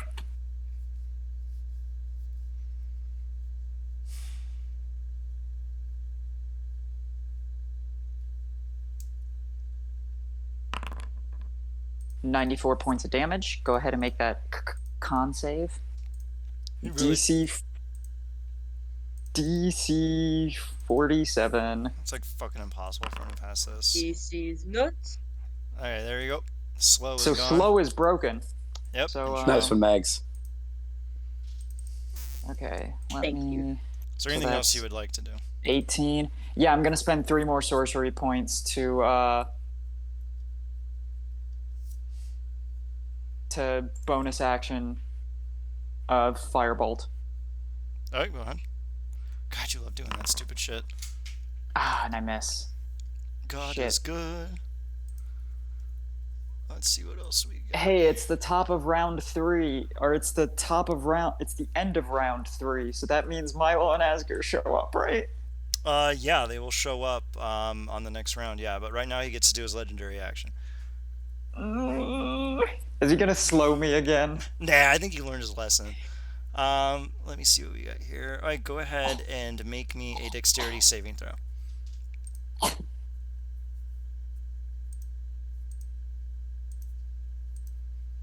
Oh, I forgot to give myself 7, 13 hit points, so that puts me at What? 17. Oh, God is good. Alright, you take there we 32 go. points of lightning damage. Okay. And now, Milo and Asger, you appear. All of a sudden, there's a dragon in front of you. Ponike looks beat to shit, and she just like looks at y'all from up in the air, and there's like a single tear, and her tears are like streaming down her face as she's just beat to shit. Milo and Corey, what the fuck are you doing? Full disclosure, I didn't expect swimming in the lava You to teleport are me. a fool. Alright, roll your initiatives. Let me, Alright, just go over to the combat thing and roll the little dice.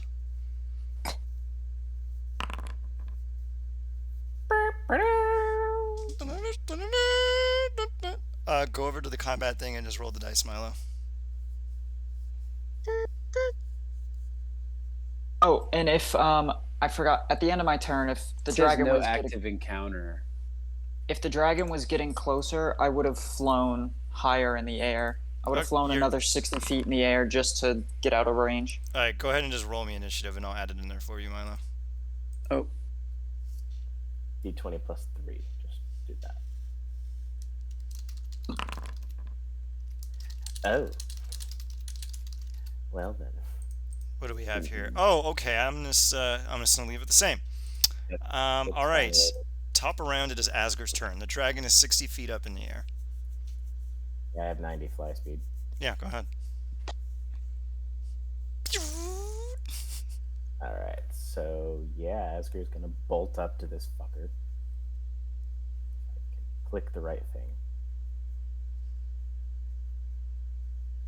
Alright, well, I guess technically I wouldn't have needed to even use. Anyway, it doesn't matter because that doesn't affect this right now.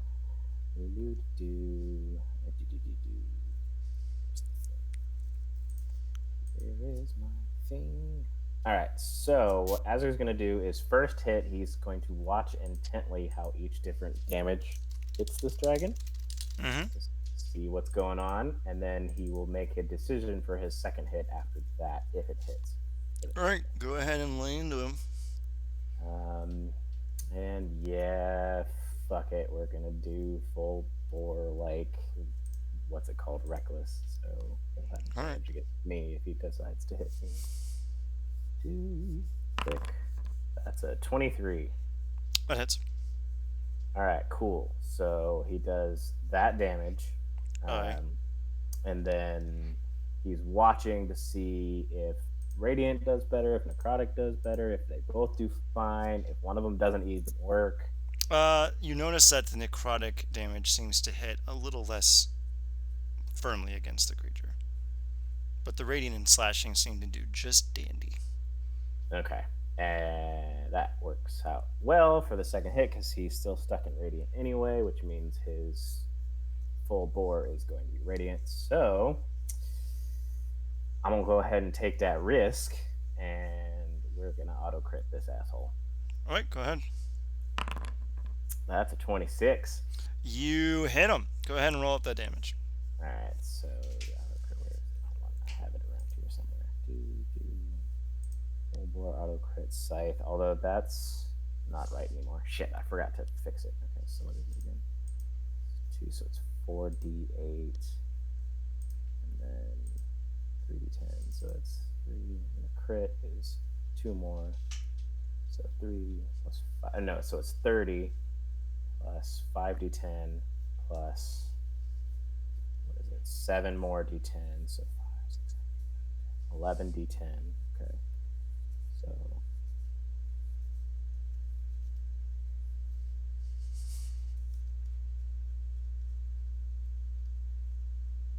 plus, okay, so that's 30 for that, and then the 8, 5 plus 45. Okay. Oh, wait, and then plus 1 more d6, because I forget. I still get to do that one.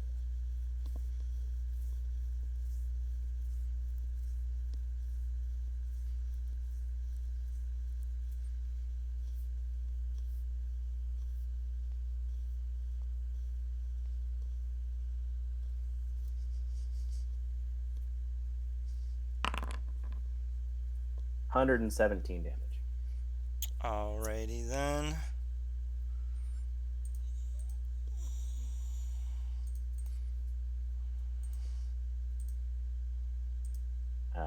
And that is all he can do, because that's bonus action and action.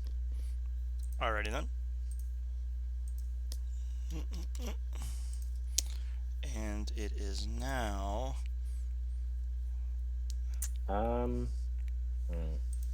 It was now Rashok's turn.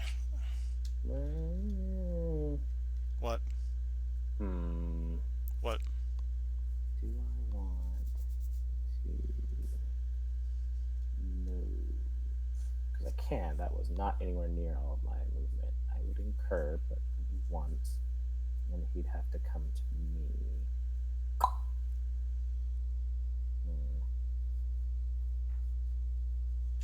So do you want to back away from the dragon? I want to split his attention a bit because I'm too, like, directly in front of Ponycase. So basically what I'm going to do is I'm going to swing around and back off a bit so it'll get one attack of opportunity. Let's see. Just go ahead and roll the attack while I figure out measurements. You said it was 60 feet in the air? Yeah. Okay, so that's 60. So 19 definitely misses. Oh, wait, but he has advantage because you went reckless, right? Yep. Alright, so he hits 21 piercing, 16 fire. Just So that's 10 piercing and 16 fire. Okay, cool. Yeah, I can apply it to you yeah, right just now. go ahead. Let's do 26 damage and then that's 5. And then the fire is full. Okay, there we go. Perfect. Alright, how far away are you going to go? 30. I'm sorry, I'm measuring. 2. Yeah, I'll go right there. Doo-doo-doo. And then I guess I'm 60 feet in the air. I'll mark that in a second. Just give me a second.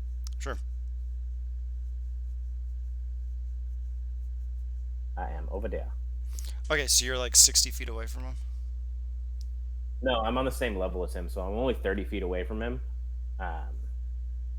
But I had to move 60 feet to get to him, so I had another 30 feet. So I'm only 30 feet away from him. I'm on like the same level. Okay, got it. Let me see. It is now El Dracon's turn.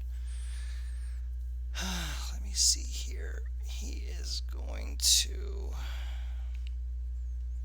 Let's see what we got here. What the hell? I don't have it? Oh, okay. I guess that's not what that spell is. That's very annoying.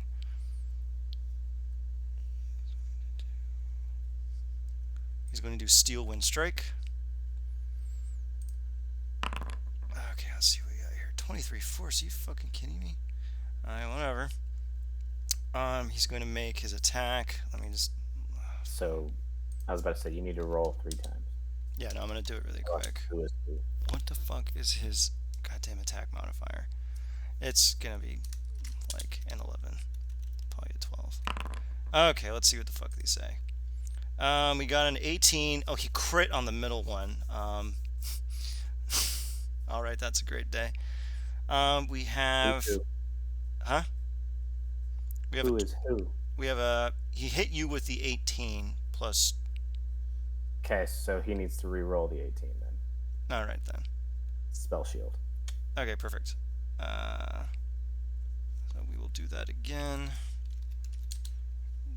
20 plus 12. Okay, so he did 19. Still hits. Wait, no, he missed. Okay, good. He got the 20 against Milo. Yeah, sorry, Milo. And then he did 20 against Punike. Punike, what Wait, is he crit on me, or Yeah, he crit on He you. rolled a 20. Oh, No, he crit rats. on you. That's Rats. gonna hit. That's not good. That's 60 plus. You're gonna take a total of 83 force damage, Milo, which you're resistant to, so it's not that big of a deal. And Oof. Punike. So what? 40, 41? Yeah, 41. 40, 42? All right. Yeah. And Oof. and Exactly. your AC. Exactly my AC. Okay, he hits you for 23 points of force damage. Alright, and I think that is all that she wrote. Yeah, that's it. Alright, the dragon's gonna end its turn. It is now Ponike's turn. What would you like to do, Ponike? Give me 1 second. I'm doing math. That would be. Math and D&D? That's not allowed. Ugh. Ponike looks beat to shit, and now that Asger and Milo are here, she's gonna go ahead and pop off a 6th level. Oh no, she doesn't have that spell slot. She is gonna pop off a 5th level Cure Wounds. Counterspell. Really? Are you for real? Yeah. Okay, fuck it. Got him. Okay, let me just readjust my spell slots. That's literally the most evil thing I've ever heard. That was rough. That was rough. So you got 13. You counterspelled it, Beautiful. so I got nothing. Alright, what else would you like to do, Ponike?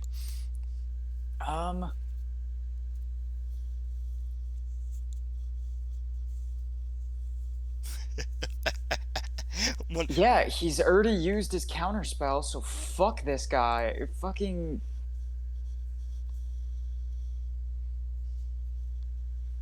Ah, god damn it. I already used the fucking. I can only cast cantrips as bonus actions. Fucking cocksucker. Can I shoot myself with a firebolt? I will tolerate this. Okay, she shoots herself with a firebolt. Counterspell.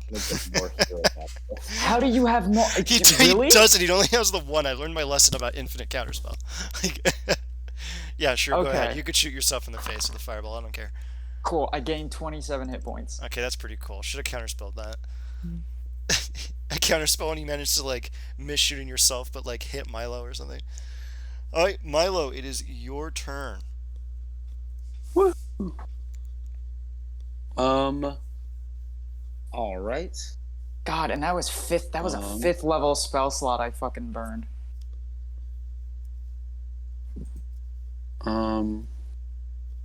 Wait. Oh wait, I have to do the dumb roll thing. Hold on a second. Let's see if it actually did it. Dun, dun, dun, dun, dun. God, fuck. Please roll a nat 1. So 23. Damn it. What's up? I completely forgot all of those attacks technically should have been at disadvantage. Okay, you gotta remind me. I know. All right. I forgot. It's my Yeah. fault. I'm just saying. All right. God damn it. All right, Milo, what would you like to do? Oh wait, actually, hold on a second. I want to be a dick. Let's see what we have here. Does he have anything stupid that I can do? If he does any more attacks, they're at disadvantage. Okay, it's a wisdom save against Milo, which is like owls in Athens. He's gonna hold his horses. All right, go ahead, Milo. All right, I'm gonna go ahead and try to do a little hold monster action. Ooh, that's pretty good. All right, go ahead. That's a wisdom save, right?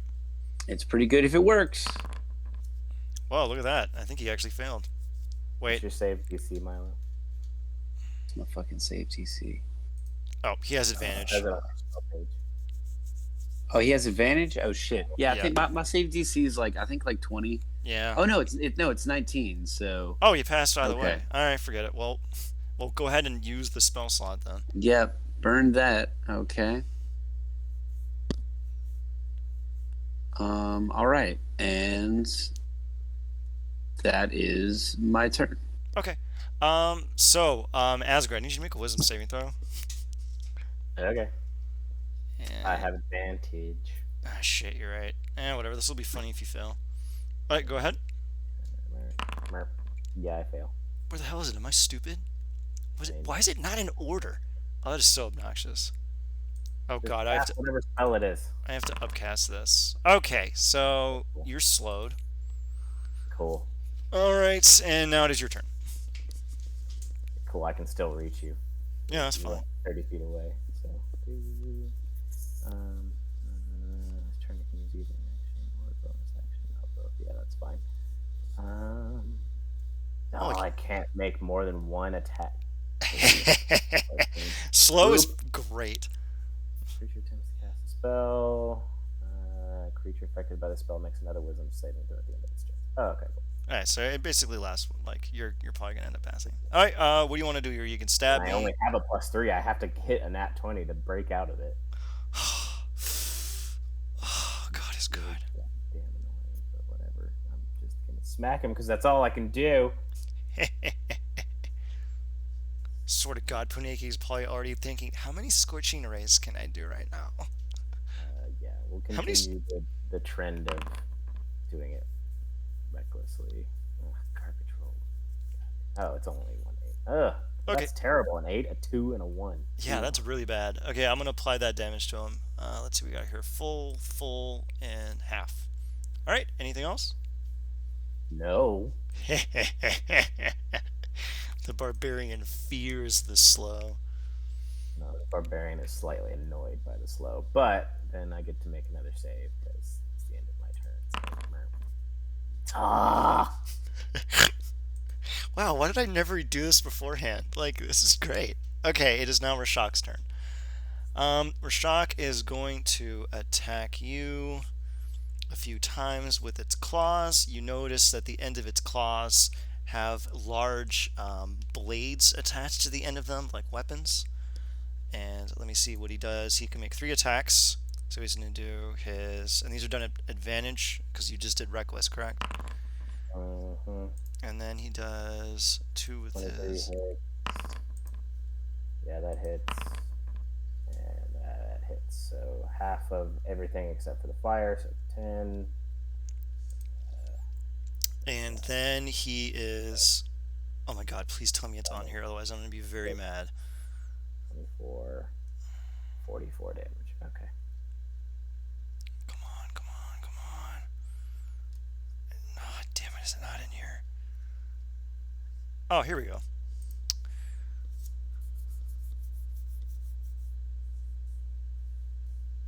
Yeah, that's actually not that exciting. I was going to slap on a smite spell, but there's nothing interesting. I added the damage already, so don't add it twice, please. Okay, you got it. Actually, you know what? I'm going to be a dick. He's going to do blinding smite. Okay. Let's see here. Okay. You got to make a DC... Oh, it's a con save. Well, this is going to be Babby's... Yeah. What? Oh my lord, I'm going to fanatical focus that because no. Oh my lord, what the fuck? Okay. This is the greatest day of my life. Holy shit! Okay, Oh my you take 5 radiant damage. Let me just apply that to you really quick. Yeah, take half. Okay, and you are now blinded. Wow, this is such a fucking great day. This is like the best day. Okay, Punike, it is your turn. Let's see. Is blinding smite concentration? It is concentration. Okay. Yeah, so he's capped out on concentration spells. Please beat the fuck out of this asshole and make Yeah, that's what I'm doing. those. And I'm gonna subtle spell this so he can't counter it. Cause fuck you. Nice. Fucking. So what are you gonna sell a spell here, buddy? What do you think? Did you change the damage type? Yeah, But you can't use two meta magics on the same thing. you. It's not a meta magic. It's an innate ability you gave me. Oh shit, you're right. All right, forget it. Go ahead. Okay, so yeah, he takes. Oh god, just roll your damage. Okay, give me 1 second. So that's 6 attacks. So that's 1, 2, 3, 4, 5, 6. So that's 1, 2, 3, 4. Only 5 rolls there. So Unless Oh. you're counting the first one. Oh, yeah, let me do the 6th. Yeah, so 1, 2, Give me- 3, 4. So Give- that's 8d6 plus 24. All right, give me the Carfax. Do it.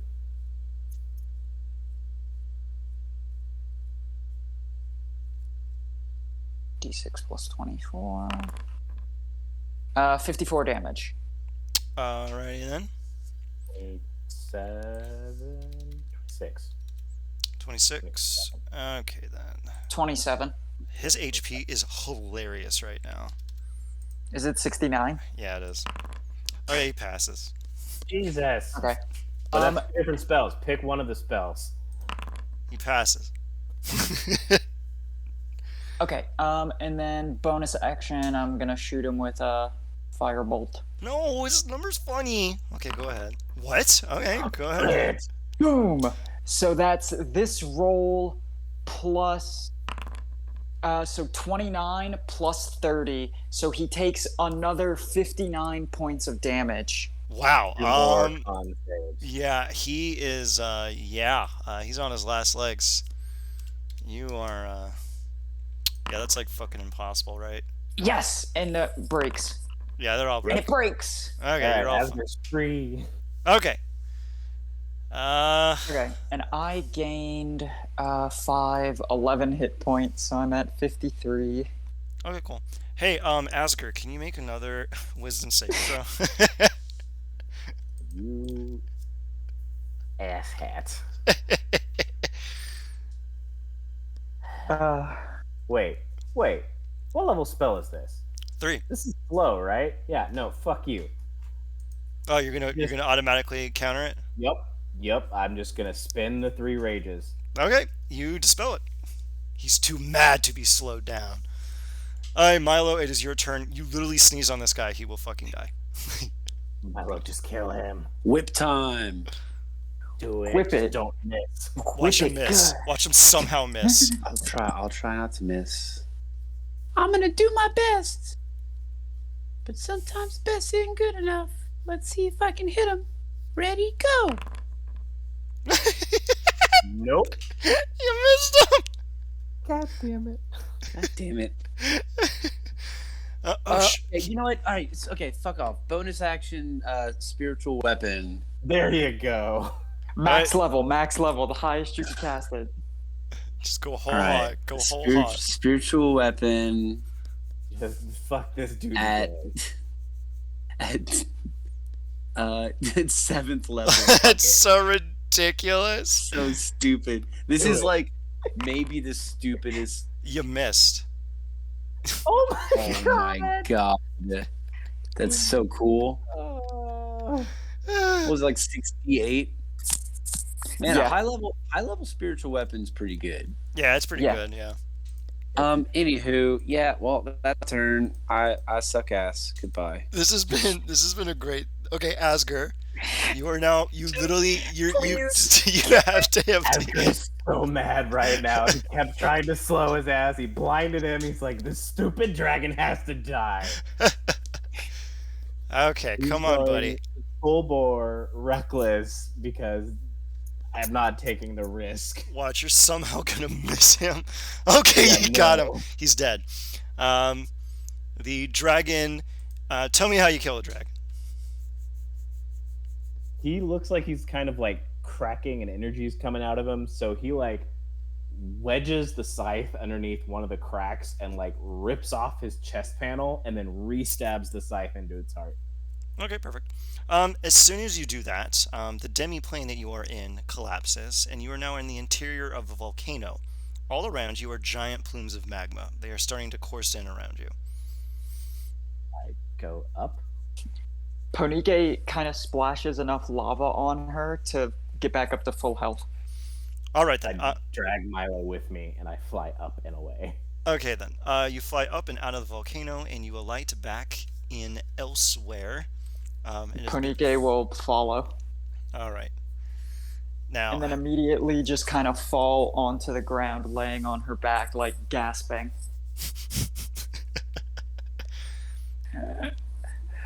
That was stupid. I'm so sorry. Why? I didn't expect to teleport. Why? I'm so sorry. I'm sorry. I grow weary of your apologies. I didn't expect to teleport. I didn't expect there to be a demi-plane. Look first, then touch things. Look first, then touch things. Just keep your hands to yourself. Don't even touch anything anymore. Your touching privileges have been revoked, Ponike.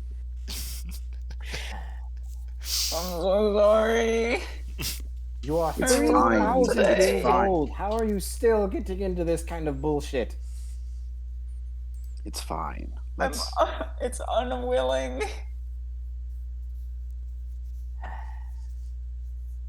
This is fine. We At least killed you're it. alive. Hooray. We were supposed to give Silas a normal day, and we couldn't even do that.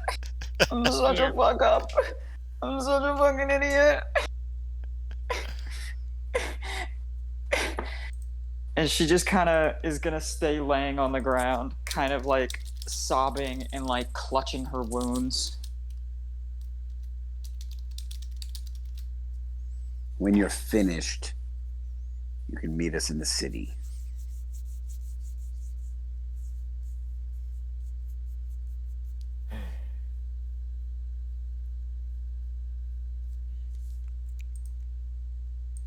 You know what my dream is? Is to counterspell like a true resurrection or a revivify or something. That'd be hilarious. Holy shit. Okay, counterspell a wish would be dank. That would be absolutely cruel. Just cast it up at 9th level and then prevent someone from doing it. Okay. Now, my Clonnish compatriots, our neer-do-wells have arrived back in camp, absolutely destroyed. How do you react, our Clonnish compatriots? I mean, Asger looks nicked up, but not terrible. Punike was just getting their fucking ass blasted in by this dragon. If Punike hadn't healed themselves from fire, Punike would have been dead twice over, at least. You can see that Buddy has taken up a little bit too much of the Clonnish culture, and he is really buzzed. He needed to forget some things, not feel things for a second. Asger's looking around you. Where's the alcohol? Nebeljoy, as soon as he sees the group, he's like, "Oh, wait, you went and killed it already?" Not intentionally. Ah, dang it. And he just, like, throws down his short sword and, like, walks off. I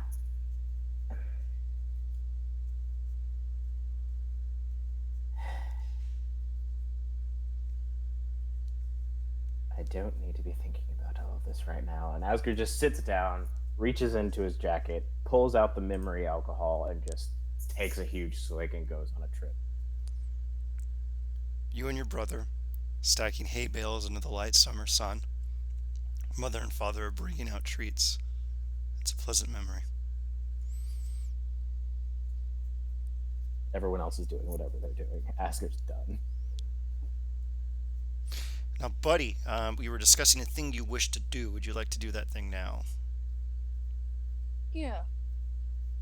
In his drunken state, he's still conscious enough to kind of wobble down to Nebelshoy. Hey. So, I am missing 2 kids. Walk down that same path where I last took a trip. Now remember you mentioned, and he's rubbing his face, a daughter of sorts. Yeah. Yeah. Yeah. Sorry about yours. It's never easy losing a part of your heart. I'm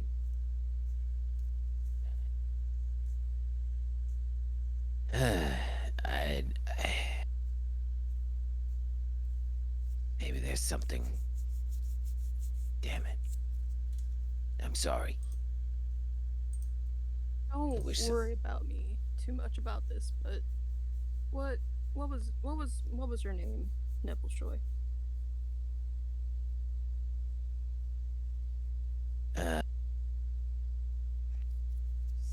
Kina.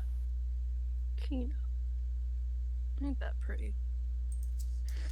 And he sighs really loudly, keeps rubbing his face. You got anything of hers with you?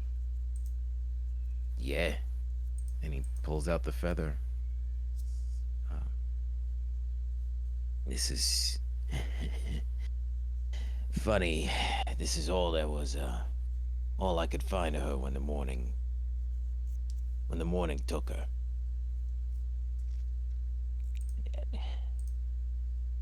Look,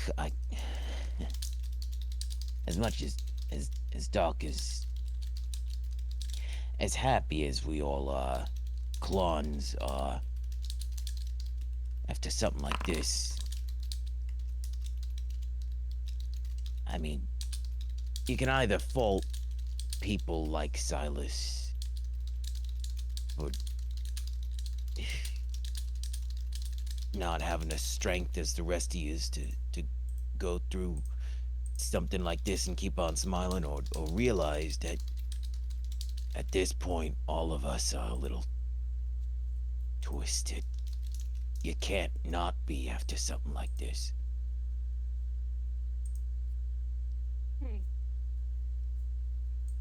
Well, friend, do you wish to mourn no more? Mourning is memory. Nah. And he looks down, I suppose, at the bottle or the jug in Buddy's hand. And he says, Nah, I'll keep to my tears. Till I don't need them anymore. Till something a bit, sharper takes its place. and he walks over, picks up his short sword, and looks to the others, to to Silas's group, and says, They seem strong, don't you think? It's stupid. Yeah.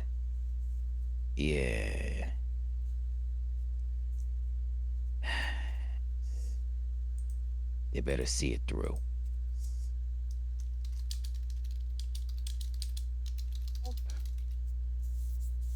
If you wish to continue mourning, I won't stop you, but we do have the means of bringing back memory.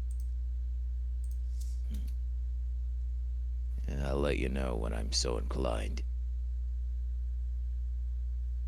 In the meantime, try to keep your head up while, I'm sorry. and he just sort of walks off. As he walks off, I want to take out the little shard of whatever it was that I got from the cave, the tangled rock. And with what I know of Tangle, I want to cast I want to cast a wish and see if I'm able to bring back a friend of ours, because I knew he couldn't have handled whatever was out there if we continued with him. You may do so. Hey Ian, here's your opportunity to counter this revivify. God, if only it's my dream. One of these days, I'm gonna counterspell a wish. It's gonna be beautiful. Go ahead and cast it, buddy. And then you may describe the process. Oh, and then roll a d100. Oh. Okay. So, with the rock, I start describing Tangle and his person, and I start like bouncing in my hand and to the other, almost like juggling it and trying to remember, who he was. Talking about how he was a pretty funny guy, very, very curious about things to the point where it literally killed him. And I start picturing him in my head, and in front of us, about like 10 feet away from me, just a sparkling like little swirl from the bottom of the ground starts going around and up to his height, about 6'7" or so. And very slowly from that, in a gross manner, you start seeing bone appear, and muscles and organs start growing from them until it gets to skin, then hair, and then finally paint. And we see what is unfortunately a naked Tangle, shivering and covered in some sort of stardust, just looking around and seeing everybody again. And he can't talk, but he starts walking to Silas and just goes in for a hug. Very weak, but still drunk. Wait, buddy hugs or tangle hugs? Tangle hugs. Tangle hugs. Silas hugs him back. He's very weak. He's almost starting to fall. He catches him. And Buddy just falls to his ass, just kind of weakened from everything. And just holds himself up with his hands. But he's looking at both of you and just, with droopy eyes, just smiles.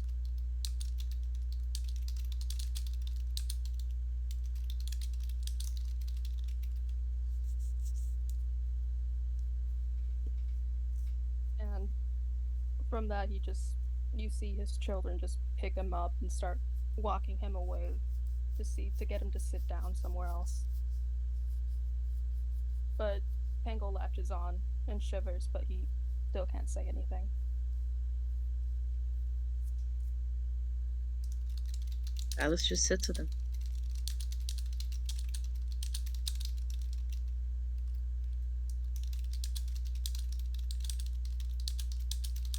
He just looks at you and goes to hold your hand and just rests his head on your shoulder, confused, but he's trying not to think of what happened.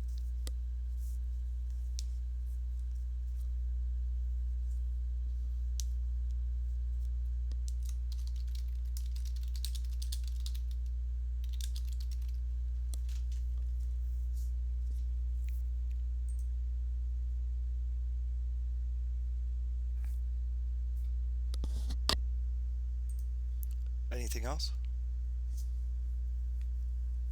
No. That's all from me.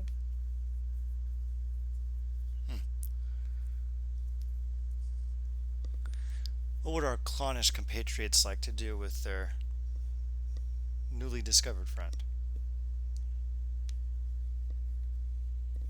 From the clans, you can see just a bunch of them seeing him and acting quickly and going to him with clothes and food and other things like bears for comfort. Some of them start playing music around him and start singing happy birthday.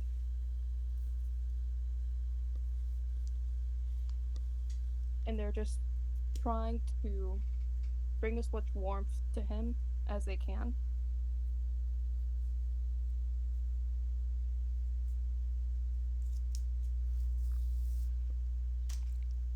Yeah, after a while you see even Nebelshoy, who's so far been struggling to reacquaint himself with the happier side of things. He walks over and starts with his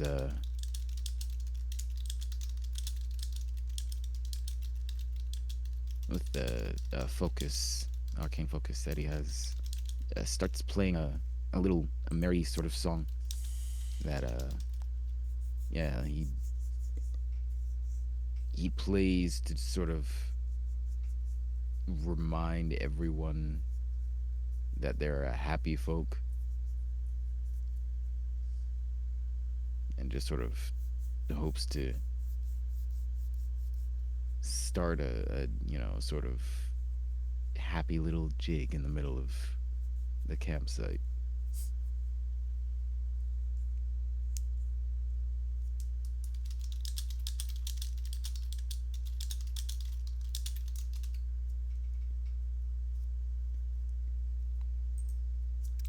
Milo, Silas, Asger, Ponike.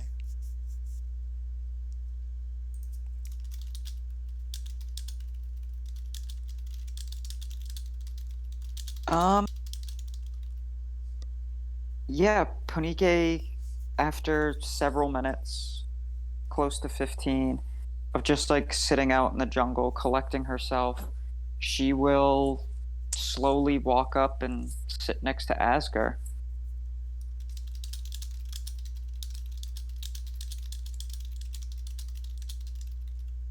I take it we're gonna close out the session with some melancholic looks and some stern libations. How does that sound?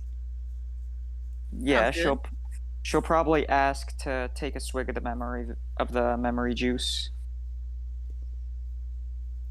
What do you see? I mean, does Asger allow? Is she offered some for her to partake? Asger's still currently out of it, and Ian, you need to look at your messages. Oh, let's see what the hell I have here. Yeah, you can do that. All right, cool. Asger's gonna come back to, like, eyes kind of roll forward and like shake his head and kind of look around, sees all the clowns kind of dancing around, and then notices Tangle and like looks utterly confused. Ah, hmm.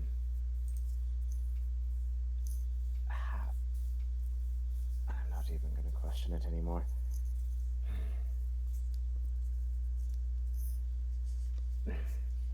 Milo,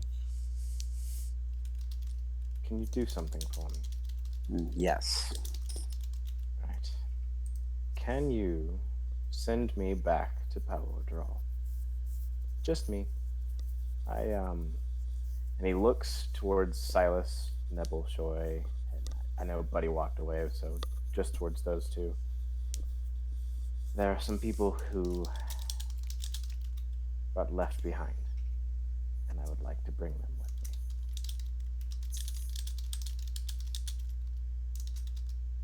me. Very well.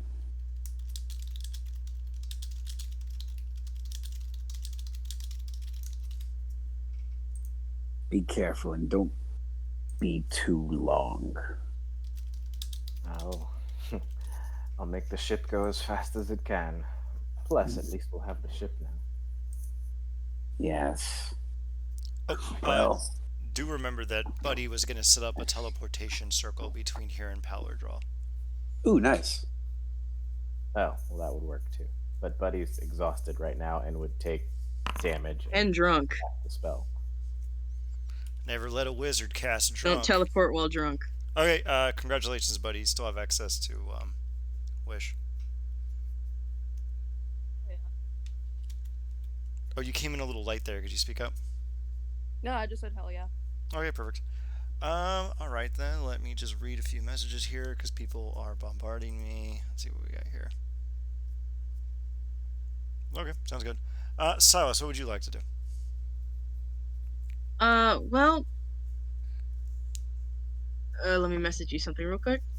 Sure.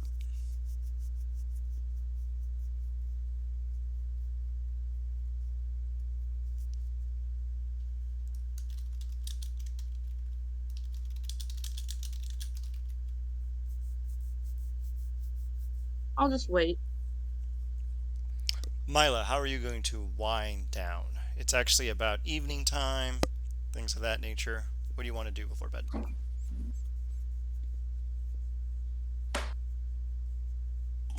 Um, Milo is just going to All right. kind of go off on his own. He's not going to say anything to Silas. He's not going to say anything to Ponike. He's literally just going to like fuck off into the woods or something and be alone and kind of meditate on his purpose. Okay, I like that. Silas, are you ready now? Sure. All right, go ahead. Take it Um, from the top. Okay, well, Silas has had it rough. Today started out pretty cool. And he got hit with a fucking bubble again. Oh wait, right, he got his ass nearly chewed up by a big ass Tarask, and he turned himself into a coat. But him and his friends beat some shit, then they walked, and then they walked, and they walked. They found more shit, and they walked. And they got to a volcano, and then they walked. And then they found all those people. And then they left. But he's been doing his best to just mellow out, trying not to think of the things that he said to them. It's been hard to get a hold of Buddy. He's celebrating with his sons, and Nebelshaw is good company, but he's remembering too much right now. So, until Tangle's brought back, Silas hasn't been doing much of anything. He's just been sitting on the sidelines. When Tangle comes back, he can't believe it. He hasn't seen his party walk up yet, but he's so happy to see Tangle again. He hugs him. He doesn't care that he's naked as the day he was born. Just wraps his arm around him and he holds him. And then someone screams. Ah! And then someone else screams. And Silas opens his eyes to look around and see what they're looking at. And they're all looking at him. It's been an hour. His disguised self has worn off. That is how we will be closing out the session, ladies and gentlemen, and assorted others.